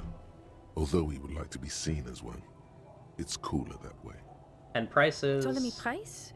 He's the son of the old Price, one of the founders of the RCM. Ah. He's one of the most highly regarded men in the force. You're lucky. Somewhere under the curved roof of a former silk factory, shaped like a ladybird with 2 chimneys, Police Captain Ptolemy Price sits behind a heavy wooden desk. Resident medic Nix Gottlieb pours him coffee. It's silent in the captain's office. Yeah, he's got that nepotism. They speak of change, the city, the tension on the streets. They speak of the events of April and the blood on the streets in May. Did we recently shoot up a church by any chance? Point to the church. So he remembers that. Yes, there may have been a raid on some churches. It wasn't good press. Shooting up churches never is. I was out of town, to be clear. What happened? Why do we need to go there? Our enemies were hiding in a church, to the best of our information. That's it. I'm not talking about this anymore. Your security clearance is shit tier right now. You have to wait for it to go up. He means it. The RCM and its enemies will not be discussed on this coast. So I worked in the Bloody Murder Station. Okay, it's not the Bloody Murder Station. It's an old converted silk mill with green desk lamps and coffee corner. A lot of good people work there, hard, every day. Jamrock is the largest ghetto in Rivershaw. Faubourg, technically, but it's divided into 11 districts. Jamrock only has us. The press will blow over. Jamrock is lucky to have you, and it's often considered to be the greatest of the districts. You're lucky to have it. Thank you again, Lieutenant. The Phasmid. I need to tell Lena about this ASAP. Who is Lena? She lives at 1113 Tabernacle Road in Jamrock. remember? Cryptozoology. She lives in Jamrock on Tabernacle Road. She told me about the Phasma. Tabernacle? It's on the way over. Near where you live on Perdition. She looks at Vicmar. Fine, if we're gonna drop you off anyway. She and her husband were conducting the search for the Phasmid. It's their discovery, in part. They should know as soon as possible. It would do you good to deliver some positive news for a change. She is going to be over the moon. Watch out, or she'll faint. Lieutenant Kitsuragi, what will you do now? Well, first I will go back to my station and write the most detailed report anyone has ever seen. It will have to be good to cover all these. Then I will have a serious talk with my captain. About what? Detective, we just stopped a small-scale war. Something is happening to Revachol. He pulls up his collar and looks around, cold spring light reflected in the lenses of his glasses. I don't know what yet, but it's going to be a hard spring for the RCM. We need to get ready, infiltrate, investigate. Distant traffic. A scrap of newspaper drifts by, carried by the wind. Want to do that at Station 41? Talk to Captain Price? I'd rather not ruffle the feathers of two captains with my doom-mongering. No, I meant investigate. Come work in Precinct 41. Work with Price? I'm flattered, but I don't know if I... A crooked smile quivers on his lips. Would fit in. And crazy enough. Can take the stress. He doesn't know how to finish the sentence. Which quest? This truly came as a surprise to him. Not a bad one, but he's at a loss. Flattered? You're Lieutenant Kitsuragi. We would be flattered if you even considered. I would have to tie things up in GRIH first. But, I mean, whatever is coming, Jamrock will be more central to it than the harbor. The lieutenant turns very serious all of a sudden. And we also have a huge caseload, Lieutenant. Piles that we need to get back to. Mountains. Reality even. lowdown? Wait, can I do that now? Oh, right, because yeah, okay, I see the joke you're making. She says with a smile. I do like the sound of that. He returns her smile. Hey, I got an achievement for recruiting Detective Kim He's Kitsuragi. really considering it. I'm ready. Good. She looks at you, then Vicmar. Fuck it, let's go. The man Try points- this motor carriage. It's a 20-minute drive to Jamrock. The man points down the street. Under the noonday sky, the great district hums. A chessboard of wooden houses, 80,000 living souls, and chimney stacks. Fire traps as far as the eye can see. From Main Street to Precinct 41, to Boogie Street, forking into the snow-swept horizon. You close your eyes and hear the dogs bark. A lone woman sits by a factory window, dreaming of meteorite strikes. On Rue de Saint-Jérôme, a square bullet slides into a square-shaped chamber. In Old South, a man without eyelids smiles. Spring has come. It's time.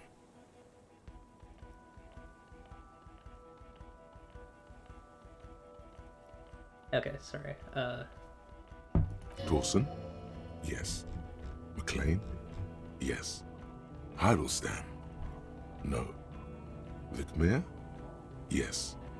Dubois? Of course. Really? Nick Gottlieb looks up from the list. I hear he's unstable. You say that like it's a bad thing. Captain Potomny Price gestures with a ballpoint pen. It's dim in his office, and the curtains are drawn. Harry's our man. He'll pull through. When he does, he'll side with the people. Understood. Gottlieb returns to the list. Minnow? Of course. Wonderful. Then can we please just go back to Jamrock now? End. That's it. I think that's it. Pat Kim on the back. Kim shakes whatever his name's hand. Kim's coming along in the motor carriage. Or wait, what's happening? Just me and whatever his name is now. Offering his hand. Kim stumbles over and gets in the motor carriage.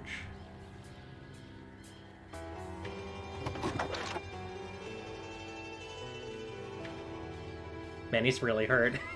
He really needs to go to the doctor. Harry's gotta go to a real doctor, I think. Disco Elysium. That's it. That's the game. Can I skip this? I gotta go eat. Okay, really? I'm gonna guess this is just the end. Really, really good game. I'll give more thoughts on it another time. Might do a retrospective on it, like a long retrospective stream with some other joke stuff and fun stuff.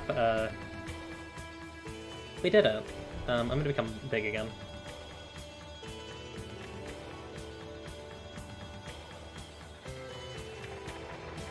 Hi. Thank you all for watching. Thanks for watching my series. Those of you who are here for a bit or were here for the entire time, thank you for watching as I play Disco Elysium. Really great game. Really enjoyed it. Excited to try some other routes to learn more about the game. Now that now that stuff can't really be spoiled for me. Yeah. I'm gonna raid someone. Let me see who's on.